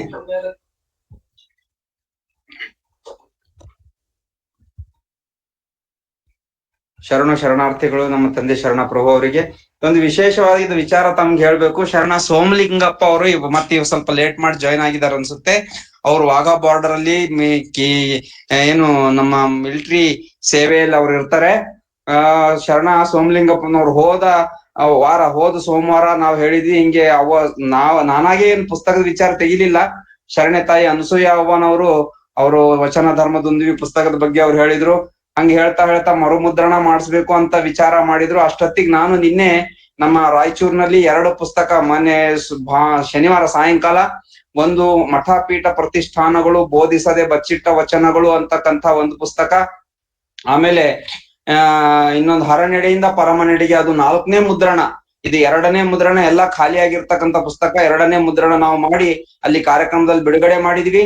ಅವರು ಸುಮ್ನೆ ನಾವು ಮರುಮುದ್ರಣ ಅಲ್ಲಿ ಸುಮಾರು 40,000 ರೂಪಾಯಿ ಖರ್ಚು. ನಾನೇ ಯಾರ ಹತ್ರನೂ ನಾನು ದಾಸೋಹ ಕೇಳಿರ್ಲಿಲ್ಲ. ಆದ್ರೆ ನಾನು ಏನು ಕಾಮಿಸದೆ ಕೊಡದು ಕಾಮಧೇನು, ಕಲ್ಪಿಸದೆ ಕೊಡದು ಕಲ್ಪವೃಕ್ಷ, ಭಾವಿಸದೆ ಕೊಡನು ಶಿವನು, ಕಾಮಿಸದೆ ಕಲ್ಪಿಸದೆ ಚಿಂತಿಸದೆ ಭಾವಿಸದೆ ಕೊಡಬಲ್ಲರೂ ಕೂಡಲ ಚನ್ನ ಸಂಗಯ್ಯ ನಿಮ್ಮ ಶರಣರು ಎನ್ನುವಂತಹ ಒಂದು ಗುರು ಚನ್ನಬಸವಣ್ಣನವರ ವಾಣಿಯಂತೆ ನಾನು ಅವ್ರು ಸ್ವತಃ ಒಂದು ಪುಸ್ತಕ ಅವ್ರಿಗೆ ಮಿಲಿಟರಿ ಅಲ್ಲಿ ಪಶ್ಚಿಮ ಬಂಗಾಳದಲ್ಲಿದ್ದ ಪೋಸ್ಟಲ್ ಕಳಿಸಿದ್ದೆ ಬುಕ್. ಅದಕ್ಕೆ ಹಣ ಕೊಡ್ತೀನಿ ಅಂದ್ರೇನೆ ನಾ ಬೇಡ ಅಂತ ಹೇಳಿದ್ದೆ. ಆದ್ರೆ ಅವರು ಅಷ್ಟು ದೊಡ್ಡ ಮನಸ್ಸು ಮಾಡಿ ಅವರು 10,000 ರೂಪಾಯಿಗಳನ್ನ ಆ ಪುಸ್ತಕ ಪ್ರಕಟಣೆ ಮಾಡ್ಲಿಕ್ಕೆ ಕೊಟ್ಟಿದ್ದಾರೆ. ಅವರ ಹೆಸರಿನಲ್ಲಿ ನಿನ್ನೆ ದಿವಸ ನಾವು ಅಲ್ಲಿ 150 ಪುಸ್ತಕಗಳನ್ನ ಅಲ್ಲಿ ಏನು ಕೊಟ್ಟಿದ್ದೇವೆ ಶರಣ ಬಂಧುಗಳಿಗೆ. 150 ಪುಸ್ತಕಗಳನ್ನ ಶರಣ ಸೋಮಲಿಂಗಪ್ಪನವರ ಹೆಸರಿನಲ್ಲಿ ರಾಯಚೂರಿನಲ್ಲಿ ಎಲ್ಲಾ ಶರಣರಿಗೆ ನಾವು ತಲುಪಿಸಿದ್ದೇವೆ ಅಂತಕ್ಕಂಥ ವಿಚಾರವನ್ನ ಹೇಳಿ ನನಗೆ ಸಂತೋಷ ಅನ್ಸುತ್ತೆ. ಅಂತ ಒಂದು ಸಾಹಿತ್ಯ ಪ್ರೇಮಕ್ಕೆ, ಅವರು ಸಾಹಿತ್ಯ ಬೆಳಿಬೇಕು, ಜನರು ಓದ್ಬೇಕು ಅಂತಕ್ಕಂಥ ಭಾವನೆ ಅವರಲ್ಲಿ ಇದೆ. ಯಾಕೆಂದ್ರೆ ಪುಸ್ತಕ ಫ್ರೀ ಕೊಟ್ರು ಓದಲ್ಲ, ದುಡ್ಡು ತಗೊಂಡು ಓದಲ್ಲ ಜನ. ಅಟ್ಲೀಸ್ಟ್ ಅವು ಹೋಗ್ಬೇಕು, ಜನ ಮನಗಳ ಬಾಗಿಲಿಗೆ ಹೋಗ್ಬೇಕಂತ ಶರಣ ಸೋಮಲಿಂಗಪ್ಪ ಅವ್ರು ಏನ್ ಹೋದ್ವಾರ ಮಾತಾಡಿದ ತಕ್ಷಣನೇ ಇಮಿಡಿಯೇಟ್ಲಿ ಕಾರ್ಯಕ್ರಮ ಮುಗಿದ ತಕ್ಷಣ ಅವ್ರು 10,000 ರೂಪಾಯಿ ನಮಗೆ ಫೋನ್ ಪೇ ಮಾಡಿದ್ರು. ಅವರಿಗೆ ನಾನು ಅನಂತ ನಾ ಬೇಡ ಅಂದ್ರು ಕೇಳಿಲ್ಲ. ಅವ್ರು ಹೊಟ್ಟೆ ಎಷ್ಟು ಹೇಳಿದ್ರು ಕೇಳಿಲ್ಲ. ನಾವು ಅನುಕೂಲ ಇಲ್ಲ, ನನಗೂ ಅಂತ ಒಂದು ಅವಕಾಶ ಕೊಡ್ರಿ, ಸೇವೆ ಮಾಡೋ ಅವಕಾಶ ಕೊಡ್ರಿ, ನನ್ನ ಕಡೆಯಿಂದ ಆದ್ರೂ ಜನ ಒಂದಿಷ್ಟು ಓದ್ಲಿ ಅಂತ ಅವ್ರು ಹೇಳಿದಕ್ಕೆ ನಾನು ಮತ್ತೆ ಒಲ್ಲೆ ಅನ್ಲಿಕ್ಕೆ ನನಗೆ ಮನ್ಸಾಗ್ಲಿಲ್ಲ. ಅವರಿಗೆ ಸೋಮಲಿಂಗಪ್ಪ ಅಣ್ಣನವರಿಗೆ ಅನಂತ ಭಕ್ತಿಯ ಶರಣಾರ್ಥಿಗಳನ್ನ ಈ ಮೂಲಕ ನಾನು ಸಲ್ಲಿಸಲಿಕ್ಕೆ ಇಷ್ಟಪಡ್ತಾ ಇದ್ದೇನೆ. ಕಾಶಿನಾಥ್ ಅಣ್ಣವರು ಇದ್ದಾರೆ, ಸದಾ ಪ್ರೋತ್ಸಾಹವನ್ನ ನೀಡ್ತಕ್ಕಂಥ ಕಾಶಿನಾಥ್ ಅಣ್ಣವರಿಗೂ, ಶರಣ ಜಗನ್ನಾಥಪ್ಪ ಪನ್ಸಾಲೆ ಅಣ್ಣವರು ನಮ್ಮನ್ನು ಸದಾ ಬೆನ್ನೆಲುಬಾಗಿ ನಿಂತವರು ಈ ಕಾರ್ಯಕ್ರಮದಲ್ಲಿ ಇವತ್ತಿದ್ದಾರೆ. ಅವರು ಒಂದೆರಡು ಏನಾರ ಅಭಿಪ್ರಾಯಗಳು ಮಾತಾಡ್ಬೇಕು ಅಂತ ತಮ್ಮಲ್ಲಿ ಕೇಳ್ಕೊಳ್ತಾ ಇದ್ದೀನಿ. ಸರ್ವರಿಗೂ ಶರಣಾರ್ಥಿಗಳು. ಶರಣ ಸಚ್ಚಿದಾನಂದ ಅವರಿಗೆ ವಿಶೇಷವಾಗಿ ತುಂಬಾ ಚೆನ್ನಾಗಿ ಮಾತಾಡಿದ್ರಿ. ಮಾಡಿದವನ್ನು ಹೇಳ್ಕೊಳ್ಳೋದ್ರಲ್ಲಿ ತಪ್ಪಿಲ್ಲ. ನಿಜವಾಗಿ ಒಳ್ಳೆ ಅದ್ಭುತವಾದಂತ ಮಾತು ಹೇಳಿದ್ರಿ. ಜನರು ಏನೋ ಅದು ಅಹಂ ಮಾಡ್ಕೊತಾ ಇದ್ದಾನೆ ಅಂತ ಇದ್ದಾರೆ. ಅಲ್ಲ, ಮಾಡಿದ್ದನ್ನು ಮಾಡಿದ ಅಂತ ಹೇಳ್ಕೊಳ್ಳೋದು, ಸತ್ಯವನ್ನು ಪ್ರತಿಭಾ ಹೇಳೋದು ಬೇಕಂತ ಹೇಳ್ತಾ ಇಲ್ಲಲ್ಲ. ಸಮಯ ಸಂದರ್ಭ ಬಂದಾಗ ಅದು ಹೇಳಲೇಬೇಕಾಗ್ತದೆ. ಅದು ಏನು ಅವನಿಗೆ ದಿಮಾಕ್ ಇದು ಅದು ನೋಡ್ರಿ, ಗರ್ವ ಅದು ನೋಡ್ರಿ, ತಾನು ಏನು ಹೇಳ್ಕೊಳ್ಳತಾನೆ ಅದಲ್ಲ. ಜನರ ಹಂಗೆ ತಿಳ್ಕೊಂಡಿದ್ದಾರೆ. ಸಚ್ಚಿದಾನಂದರು ಹೇಳಿದ್ದದು ನಿಜಕ್ಕೂ 100ಕ್ಕೆ 100 ಸತ್ಯ ಮಾತು. ಮಾಡಿದ ಕೆಲಸ ಮಾಡಿದ ಅಂತ ಅನ್ನೋದ್ರಾಗ ಏನ್ ತಪ್ಪಿಲ್ಲ, ಗೊತ್ತಾಯ್ತಲ್ಲ. ಮಾಡಲಾರ್ದೆ ಮಾಡಿದ ಅಂತ ಹೇಳ್ಕೊಂಬೋದು ತಪ್ಪಾಗ್ತದೆ. ಸೊ ಈ ಒಂದು ಮಾತನ್ನು ಬಹಳ ಸ್ಪಷ್ಟವಾಗಿ ಅವರು ಈ ಸಂದರ್ಭದಲ್ಲಿ ನಿರೂಪಿಸಿದ ಕೇಳಿ ಬಹಳ ಸಂತೋಷ ಆಗಿದೆ ನನಗ. ಅದಲ್ಲದೆ ಚನ್ನಬಸವಣ್ಣವರು ಅದ್ಭುತವಾಗಿ ವೈಜ್ಞಾನಿಕವಾದಂತ ವಿಚಾರಗಳನ್ನು ನಿಜವಾಗಿ ಈಗ ಏನು ಸಮಾಜದಲ್ಲಿ ವಾಸ್ತವ ಘಟನೆಗಳು ಜರುಗ್ತಾ ಇದ್ದಾವೆ, ಒಂದು ಆಧಾರ ಸಹಿತವಾಗಿ ಮನುಷ್ಯನ ಮನಸ್ಸಿನ ಮಾನಸಿಕತೆಯನ್ನು ವಿವರಣೆ ಮಾಡಿದ್ದು ನಿಜಕ್ಕೂ ಹೆಮ್ಮೆಯ ವಿಷಯ. ಇಂಥ ವಿಚಾರಗಳು ಆಗಾಗ ಬರ್ತಾ ಇರ್ಲಿ ಅಂದ್ರೆ ಇದಕ್ಕೊಂದು ಮೌಲ್ಯ ಬರ್ತದೆ ಅಂತ ಜನರಿಗೆ ಕೇಳ್ಕಲಿಕ್ಕೆ ಚೆನ್ನಾಗಿ ಅನಿಸ್ತದೆ. ಈಗ ಜಂಜಿಗಳು ಅವ್ರು ಹೇಳಿದ್ದು, ಅವ್ರು ಏನದ, ಅವ್ರು ನಿಜವಾಗಿ ಅವ್ರಿಗೆ ಪುರ್ಸತಿ ಅವ್ರಿಗೆ ಇದನ್ನೇ ಇಲ್ಲ, ತಾಳ್ಮೆ ಶಕ್ತಿನೇ ಇಲ್ಲ. ಒಟ್ಟು ಏನದು ಒಂದೇ ಮಾತು, 1 ಸೆಕೆಂಡ್ 2 ಸೆಕೆಂಡ್ ಅಷ್ಟರಲ್ಲೇ ಅವ್ರು ಮುಗಿಬೇಕು ಲೈಫೇ. ಆ ಥರ ಇದ್ದಾರೆ. ಅದು ಒಳ್ಳೇದಲ್ಲ. ಈಗ ಹ್ಯಾಂಗ್ ಅದನ್ನು ನಾವು ಸರಿಪಡಿಸ್ಬೇಕೆಂಬುದೇ ನಾವು ಚಿಂತನೆ ಮಾಡ್ಬೇಕಾಗಿದೆ. ಆದರೆ ಅವ್ರು ಹೇಳಿದ್ದು ಕಾಲಕ್ಕೆ ತಕ್ಕಂತೆ ಅದು ಬದಲಾವಣೆ ಆಗ್ತದೆ ಅಂತ ಹೇಳಿದರೆ ಅದನ್ನು ನಾವು ಒಂದಷ್ಟು ಅದಕ್ಕೆ ಏನಾದರೂ ಪರಿಹಾರ ಕಂಡಿಡ್ಲಿಕ್ಕೆ ಪ್ರಯತ್ನ ಮಾಡೋದು ಅಂತ ತಿಳ್ಕೊಂಡು ಈ ಸಂದರ್ಭದಲ್ಲಿ ತಮ್ಮೆಲ್ಲರ ಮುಂದೆ ಅರ್ಪಣೆ ಮಾಡ್ತಾ ತಮ್ಮೆಲ್ಲರಿಗೂ ಮತ್ತೊಮ್ಮೆ ಶರಣಾರ್ಥಿಗಳನ್ನ ಅರ್ಪಿಸ್ತಾ ಇದ್ದೀನಿ. ಶರಣಾರ್ಥಿಗಳನ್ನ ನಾವು ಯಾರ ಮೈಕನ್ನು ಮ್ಯೂಟ್ ಮಾಡೋದಿಲ್ಲ, ಯಾರು ಎಷ್ಟು ಮಾತಾಡಿದ್ರು ಕೇಳಿಸ್ಕೊತೀವಿ. ಹಿಂಗಾಗಿ ಇಲ್ಲಿ ಮುಕ್ತವಾದ ಅವಕಾಶ ಇರುತ್ತೆ. ಅತ್ತ ಬಲ್ಲರೆ ನೀವು ಹೇಳಿರೋ, ಇತ್ತ ಬಲ್ಲರೆ ನೀವು ಕೇಳಿರೋ ಅಂದಂಗೆ. ಅದಕ್ಕಾಗಿ ಶರಣ ಬಂಧುಗಳು ತಾವು ತಮ್ಮ ಹೃದಯದ ಭಾವನೆಗಳನ್ನು ಇಲ್ಲಿ ಮುಕ್ತವಾಗಿ ತಾವು ಹೇಳ್ಕೋಬಹುದು. ಯಾರಾದ್ರೂ ಮಾತಾಡೋದಿದ್ರು ಖಂಡಿತವಾಗಿಯೂ ಮಾತಾಡ್ಬೋದು ಅಂತ ಸೂಚಿಸ್ತಾ ಇದೀವಿ.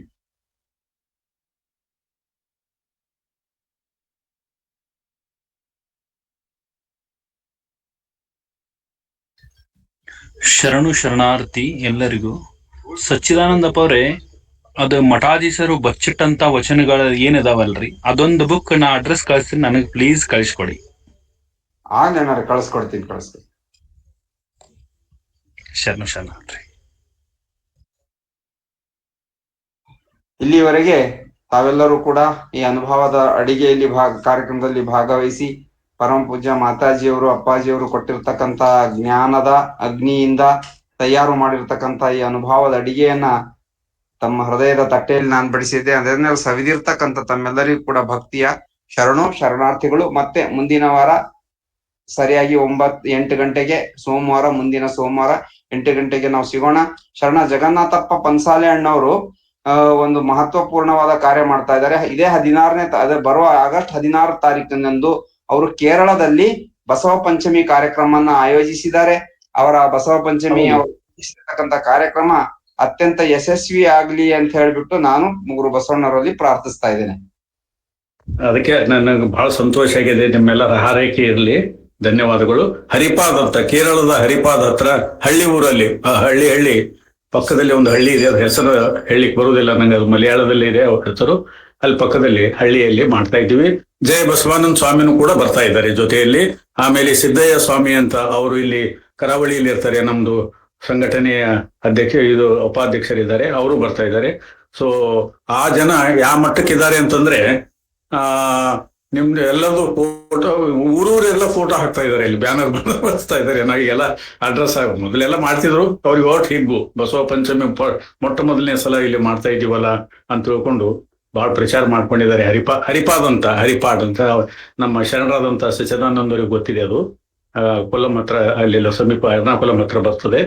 ಸೊ ಆ ಊರಲ್ಲಿ ಬರ್ತಿದೆ. ತಾವು ದಯವಿಟ್ಟು ತಮಗೂ ಅನುಕೂಲ ಮಾಡ್ಕೊಂಡು ಎಲ್ಲರೂ ಬರ್ಬೇಕು. ನಾವು ಸಚ್ಚಿದಾನಂದವ್ರಿಗೆ ಕರೆದೆ, ಅವ್ರಿಗೆ ಕೆಲಸದಲ್ಲಿ ಒತ್ತಡದಲ್ಲಿ ಬರ್ಲಿಕ್ಕೆ ಆಗೋದಿಲ್ಲ ಅಂತ ಹೇಳಿದ್ದಾರೆ. ಹಾಗಾಗಿ ಅವ್ರೊಬ್ಬರಿಗೆ ಹೇಳಿದಂತಲ್ಲ, ನಮ್ಮ ಎಲ್ಲಾ ಸಂಘಟನೆ ಕಾರ್ಯರಿಗೆ ಎಲ್ಲರಿಗೆ ಕೈ ಮುಗಿದು ಕೇಳ್ಕೊತಾ ಇದ್ದೀನಿ. ಅನುಕೂಲ ಆದವರು ದಯವಿಟ್ಟು ಬನ್ನಿ, ಬರ್ತಾ ಇರ್ರಿ. ಶರಣಾರ್ಥಿಗಳು. ನನಗೆ ಈ ಸಂದರ್ಭದಲ್ಲಿ ಒಂದು ಬಹಳ ಅತ್ಯಂತ ಸಂತೋಷ ಆಯ್ತು, ಬಹಳ ಸಂತೋಷ. ಈಗ ನೀವು ಕೇರಳದಲ್ಲಿ ಮೊದ್ಲಿಂದ ಶುರು ಮಾಡಿರಿ, ಆದ್ರೆ ಈ ಹಿನ್ನೆಲೆಯಲ್ಲಿ ನಡೆದಿರ್ತಕ್ಕಂತ ಒಂದು ವಿಚಾರ ಇಲ್ಲಿ ನನಗೆ ನೆನಪಾಯ್ತು ಇವತ್ತು, ಅದನ್ನ ಹೇಳ್ತೀನಿ. ನಾನು ಆಗ್ಲೇ 1999ರಲ್ಲಿ ನಾನು ಡಿಪ್ಲೊಮಾ ಮುಗಿಸ್ಕೊಂಡು ಬೆಂಗಳೂರಿಗೆ ಬಂದೆ. ಬೆಂಗಳೂರಿಗೆ ಬಂದು ಪರಮ ಪೂಜ್ಯ ಮಾತಾಜಿಯವರೆಲ್ಲ ಮೊದ್ಲಿನಿಂದಲೂ ನಾನು 10th ಓದುವಾಗನಿಂದಲೂ ಅವ್ರು ನನ್ನ ನಡೆ ನುಡಿ ಎಲ್ಲ ಅವ್ರಿಗೆ ಗೊತ್ತಿತ್ತು, ಆ ವಿಚಾರ ಎಲ್ಲ ಗೊತ್ತಿತ್ತು. ಇಲ್ಲಿ ಬಂದವನೇ ಅವಾಗ ಎಲ್ಲ ಕಾರ್ಯಕ್ರಮಗಳಲ್ಲೆಲ್ಲ ಮಾತಾಡ್ತಿದ್ದೆ. ಆದ್ರೆ ನನಗೆ ಏನು ನಾನ್ ಡಿಪ್ಲೊಮಾ ಅಷ್ಟೇ ಓದ್ಕೊಂಡ್ ಬಂದೆ, ಇಂಜಿನಿಯರಿಂಗ್ ಓದ್ಬೇಕು ಅನ್ನೋದು ಬಹಳ ಹಂಬಲ. ನಾನು ಅವಾಗೆಲ್ಲ ಫೋನ್ ಕಮ್ಯುನಿಕೇಶನ್ ಇದ್ದಿಲ್ಲ, ನಮ್ ತಂದೆಯವ್ರಿಗೆ ಮಾತಾಡ್ಲಿಕ್ಕೆ ದುಡ್ಡು ಹೊಂದಿಸ್ಲಿಕ್ಕೆ ಆಗುತ್ತಾ ಇಲ್ಲ ಅಂತ ಏನು ನಂಗೆ ಕೇಳಿಕ್ಕೂ ಆಗಿಲ್ಲ. ಆದ್ರೆ ನನಗ್ ಬಹಳ ಹಂಬಲ, ಸ್ವಲ್ಪ ಮಾತಾಜಿಯವ್ರು ನನಗೆ ಹೆಲ್ಪ್ ಮಾಡ್ಬೇಕು ಅಂತ ಹೇಳ್ಬಿಟ್ಟು ಅಲ್ಲಿ ಅಲ್ಲಮ್ಮ ಪ್ರಭು ಸ್ವಾಮಿಗಳಿದ್ರು ಅವಾಗ. ನಾನು ನನಗೆ ಅಲ್ಲಿ ವಿಶ್ವೇಶ್ವರಯ್ಯ ಗೌರ್ಮೆಂಟ್ ಇಂಜಿನಿಯರಿಂಗ್ ಕಾಲೇಜಲ್ಲಿ ಸೀಟ್ ಸಿಕ್ಕಿತ್ತು. ಅವರಿಗೆ ಸ್ವಾಮೀಜಿಗೆ ಹೇಳಿದೆ, ನೋಡ್ ಸ್ವಾಮೀಜಿ, ನಂಗೆ ಗೌರ್ಮೆಂಟ್ ಇಂಜಿನಿಯರಿಂಗ್ ಕಾಲೇಜಲ್ಲಿ ಸೀಟ್ ಸಿಕ್ಕಿದೆ, ಅದಕ್ಕೆ ನನಗೆ ಸ್ವಲ್ಪ ಪರಿಸ್ಥಿತಿ ಕೆಟ್ಟದಿದೆ, ಒಂಚೂರು ಸಹಾಯ ಮಾಡ್ಬೇಕು, ನಾನು ಓದ್ತೇನೆ ಮುಂದಕ್ಕೆ. ಪುಟ್ಟರುದ್ರಪ್ಪ ಅವ್ರ ಹಾಸ್ಟೆಲ್ ಇತ್ತು, ಪುಟ್ಟರುದ್ರಪ್ಪ ಅವ್ರ ಹಾಸ್ಟೆಲ್ ಕೊಡ್ತೀನಿ ಅಂತ ಹೇಳಿದ್ರು. ಅದಕ್ಕಾಗಿದ್ದು ಇನ್ನೊಂದ್ ಸ್ವಲ್ಪ ಇಂಜಿನಿಯರಿಂಗ್ ಓದ್ತೀನಿ ಇವಾಗ್ಲೇ ಅಂತ ಅಂದಿದ್ಕೆ ಅವಾಗ ಮಾತಾಜಿ ಅವರು ಒಂದ್ ಮಾತು ಹೇಳಿದ್ರಂತೆ ಅವಾಗ ಸ್ವಾಮೀಜಿ ಅವರಿಗೆ, ಈಗ ಏನು ಇವಾಗ ಎದಕ್ಕೆ ನಾನ್ ಸಚ್ಚಿದಾನಂದ ಅವ್ರ ಏನ್ ಮತ್ತೆ ಇವಾಗ ಅವ್ರು ಓದಿಸೋದಕ್ಕಿಂತ ಇಂಜಿನಿಯರಿಂಗ್ ಓದೋದ್ಕಿಂತ ಅವರಿಗೆ ನಾನು ಈ ಮಲಯಾಳಂ ಮತ್ತು ತಮಿಳು ಬಗ್ಗೆ ಟ್ರೈನಿಂಗ್ ಕೊಟ್ಟು ಕೇರಳದಲ್ಲಿ ಮತ್ತೆ ತಮಿಳ್ನಾಡಿನಲ್ಲಿ ಅವ್ರ ಧರ್ಮ ಪ್ರಚಾರ ಮಾಡ್ಲಿಕ್ಕೆ ಹೋಗ್ಬೇಕು ಅನ್ನೋ ಹಂಬಲ ನನ್ನಲ್ಲಿದೆ ಅಂತ ಹೇಳಿದ್ರಂತೆ. ಆದ್ರೆ ಅದು ಅವ್ರ ಮಾತಾಜಿ ಅವ್ರ ಸಂಕಲ್ಪ ಎಷ್ಟ್ರ ಮಟ್ಟಿಗೆ ಮುಂದಕ್ಕೆ ಈಡೇರುತ್ತೋ ಅದನ್ನು ಈಡೇರುತ್ತೆ. ಯಾಕೆಂದ್ರೆ ಅವ್ರ ವಿಚಾರಗಳು ಎಲ್ಲೋ ಒಂದ್ ಕಡೆ ಮತ್ತೆ ಕೆಲಸ ಮಾಡಿ ಇವಾಗ ನನಗೆ ಇಂಜಿನಿಯರಿಂಗ್ ಓದ್ಬೇಕು ಅನ್ನೋ ಹಂಬಲ. ಮತ್ತೆ ಇನ್ನೊಂದ್ 2-3 ವರ್ಷ ಆದ್ಮೇಲೆ ನಾನ್ ಹಣ ಸಂಪಾದನೆ ಮಾಡ್ಕೊಂಡು ಮತ್ತೆ ನನ್ಗೆ ಇಂಜಿನಿಯರಿಂಗ್ ಓದ್ಲಿಕ್ಕೆ ಸಾಮರ್ಥ್ಯ ಬಂದ್ಮೇಲೆ ನಾನು ಆಮೇಲೆ BE ಓದ್ ಮುಗಿಸ್ದೆ. ನನ್ ಸಂಕಲ್ಪನೂ ಈಡೇರ್ತು. ಇನ್ನು ಪರಮ ಪೂಜ್ಯ ಮಾತಾಜಿಯವರ ಸಂಕಲ್ಪ ನಮ್ಮ ಈ ಜಗನ್ನಾಥ ಅಣ್ಣನವರ ಮೂಲಕ ಇವತ್ತು ಈಡೇರ್ತಾ ಇದೆ. ಜಗನ್ನಾಥಪ್ಪ ಪನ್ಸಾಲೆ ಅಣ್ಣವ್ರ ಮೂಲಕ ಎಲ್ಲೋ ಒಂದ್ ಕಡೆ ಯಾರೋ ಸಂಕಲ್ಪ ಮಾಡ್ಕೊಂಡ್ರೆ ಎಲ್ಲೋ ಒಂದ್ ಕಡೆ ಮುಖ ಮಾಡ್ಕೊಂಡು ಅದು ತನ್ನ ಕಾರ್ಯವನ್ನ ನಿರ್ವಹಿಸ್ತದೆ ಅನ್ನೋದು ಹಚ್ಚಿ ಅವತ್ ಮಾತಾಜಿ ಅವರು ಸಚ್ಚಿದಾನಂದ ಅವರಿಗೆ ಮಲಯಾಳಂ ಭಾಷೆಯಲ್ಲಿ ತರಬೇತಿ ಕೊಟ್ಟು, ತಮಿಳಿನಲ್ಲಿ ತರಬೇತಿ ಕೊಟ್ಟು, ಅವ್ರ ಮೂಲಕ ಕೇರಳದಲ್ಲಿ ನಾವು ಬಸವ ತತ್ವ ಪ್ರಚಾರ ಮಾಡ್ಬೇಕನ್ನೋ ಸಂಕಲ್ಪ ಇದೆ ಅಂತ ಹೇಳಿದ್ರಂತೆ. ಈಗ ನಮ್ಮ ಸರ್ವಿಸ್ ಮುಗಿದ್ಮೇಲೆ ಜಗನ್ನಾಥ್ ಅಣ್ಣವ್ರ ಜೊತೆನೆ ಅಸೋಸಿಯೇಷನ್ ಆಗಿ ನನ್ ಮೂಲಕನು ಕೂಡ ಮಾತಾಜಿ ಅವರ ಒಂದು ಸಂಕಲ್ಪ ನಾವು ಈಡೇರ್ತೇವೆ. ಕೇರಳದಲ್ಲೂ ಅವ್ರ ಜೊತೆಗೂಡಿ ಮುಂದಿನ ದಿನಗಳಲ್ಲಿ ನಾನು ಅಂತ ಕಾರ್ಯ ನಿಮ್ ಜೊತೆ ಇರ್ತೀನಿ, ಜಗನ್ನಾಥಪ್ಪ ಪನ್ಸಾಲೆ ಅಪ್ಪವ್ರ ಜೊತೆ ನಾನು ಇರ್ತೀನಿ ಅಂತ ನಿಮಗೂ ಒಂದು ಆಶ್ವಾಸನೆಯನ್ನ ಕೊಡ್ತಾ ನನ್ನ ಮತ್ತೆ ಈ ಒಂದು ನೆನಪನ್ನ ತಮ್ಮೆಲ್ಲರಿಗೂ ತಿಳಿಸ್ಲಿಕ್ಕೆ ಬಯಸ್ದೆ. ಶರಣಾರ್ಥಿಗಳು.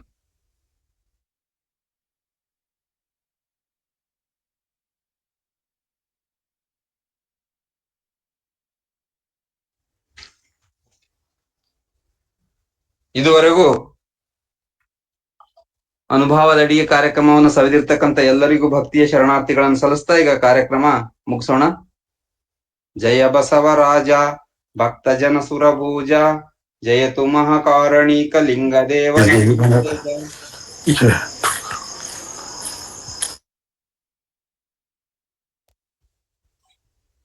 ಜಯತು ಕರುಣಾ ಸಿಂಧು ಭಜಕ ಜನ ಬಂಧು ಜಯ ಇಷ್ಟದಾಯಕ ರಕ್ಷಿಸು ಶ್ರೀ ಗುರು ಬಸವ ರಕ್ಷಿಸು ಶ್ರೀ ಗುರು ಬಸವ.